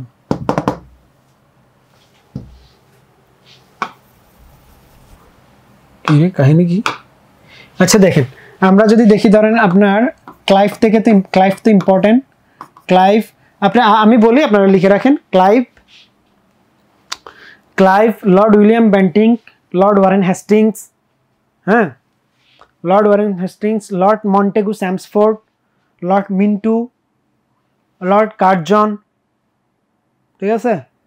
লর্ড কার্জন, লর্ড রিপন, তারপরে হচ্ছে লর্ড মাউন্টব্যাটেন, এনারা মোটামুটি, লর্ড কর্নওয়ালিস, ওনারা ইম্পর্টেন্ট আর কি। এখান থেকে চলে আসবে আশা করি। এটা নিয়ে প্যানিক হওয়ার কিছু নয়, আসলে পারবেন। ওকে, তারপরে পাকিস্তান আমলে ভাষা আন্দোলন ও তার গতি প্রকৃতি। তাহলে এই চ্যাপ্টারটা কিন্তু ইম্পর্টেন্ট, এখান থেকে মাস্ট প্রশ্ন আসবে। চ্যাপ্টারটা দেখেন, আপনার যেহেতু টোটাল প্রশ্ন আসবে অনেকগুলো আছে, 7টা প্রশ্ন আসবে। তাহলে এখানে 7টা প্রশ্ন আপনার লিখতে হবে, তাহলে প্রতি চ্যাপ্টার থেকে আপনি প্রশ্ন পাবেন। যেই টপিকটা মোটামুটি প্রত্যেক চ্যাপ্টার যদি আপনার একটা ধারণা থাকে, আপনি প্রশ্নের আনসারগুলো দিতে পারবেন। তাহলে এখানে ভাষা আন্দোলন, তাহলে ভাষা আন্দোলনের কি কারণ, প্রেক্ষাপট, তারপরে ফলাফল, এগুলো পড়বেন। স্বায়ত্তশাসন এবং স্বাধিকার আন্দোলন, এখানে অনেকগুলো বিষয় আসবে, এখানে অনেকগুলো বিষয় আসবে। 1954 আসবে, 1962 আসবে, 1956 আসবে, 1966 আসবে, 1968 আসবে, 1969 আসবে, 1970 আসবে। তাহলে এই প্রত্যেকটা ঘটনা মোটামুটি একটু পরিচিতি পড়ে নেবেন, যাতে এগুলো আসলে লিখতে পারেন। ক্লিয়ার? তারপর আসেন, এই যে দেখেন ভাষা আন্দোলনে আপনার অনেকগুলো বিষয় পাবেন আপনি। আমি বলছি কারণ, প্রেক্ষাপট, ফলাফল।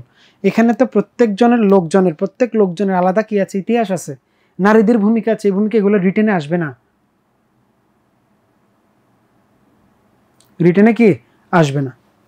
না বিষয়টা হচ্ছে, আমি বলি আপনাদের, ওই যে চ্যাপ্টারটাতে, অর্থাৎ ইংরেজ উপনিবেশিক শাসন বা ব্রিটিশ আমলে কিন্তু এরা প্রত্যেক এই যেই শাসকগুলোর নাম আছে, যে লর্ডগুলোর নাম আছে, এগুলোর মধ্যে এরা আছে।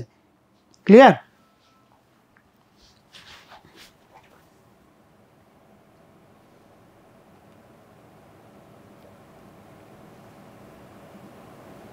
ঠিক আছে, ওকে।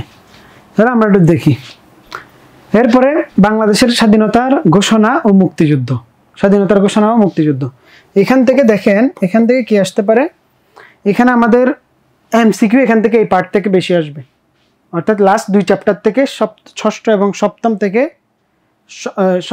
সপ্তম থেকে কিন্তু এমসিকিউ কি আসবে, বেশি আসবে। কেন বেশি আসবে? কারণ এই চ্যাপ্টারটাও বেশ বড়, আর এটা আমাদের বাকিগুলোর থেকে অনেক বেশি গুরুত্ব বহন করে, গুরুত্ব বহন করে। সো এই জায়গা থেকে প্রশ্ন আসতে পারে বেশি। তো আমরা রিটেনের জন্য গুরুত্ব দিব। এখানে আমরা যদি পার্ট বাই পার্ট বিভক্ত করি, তাহলে আমাদের প্রবাসী সরকার আছে, তাই না?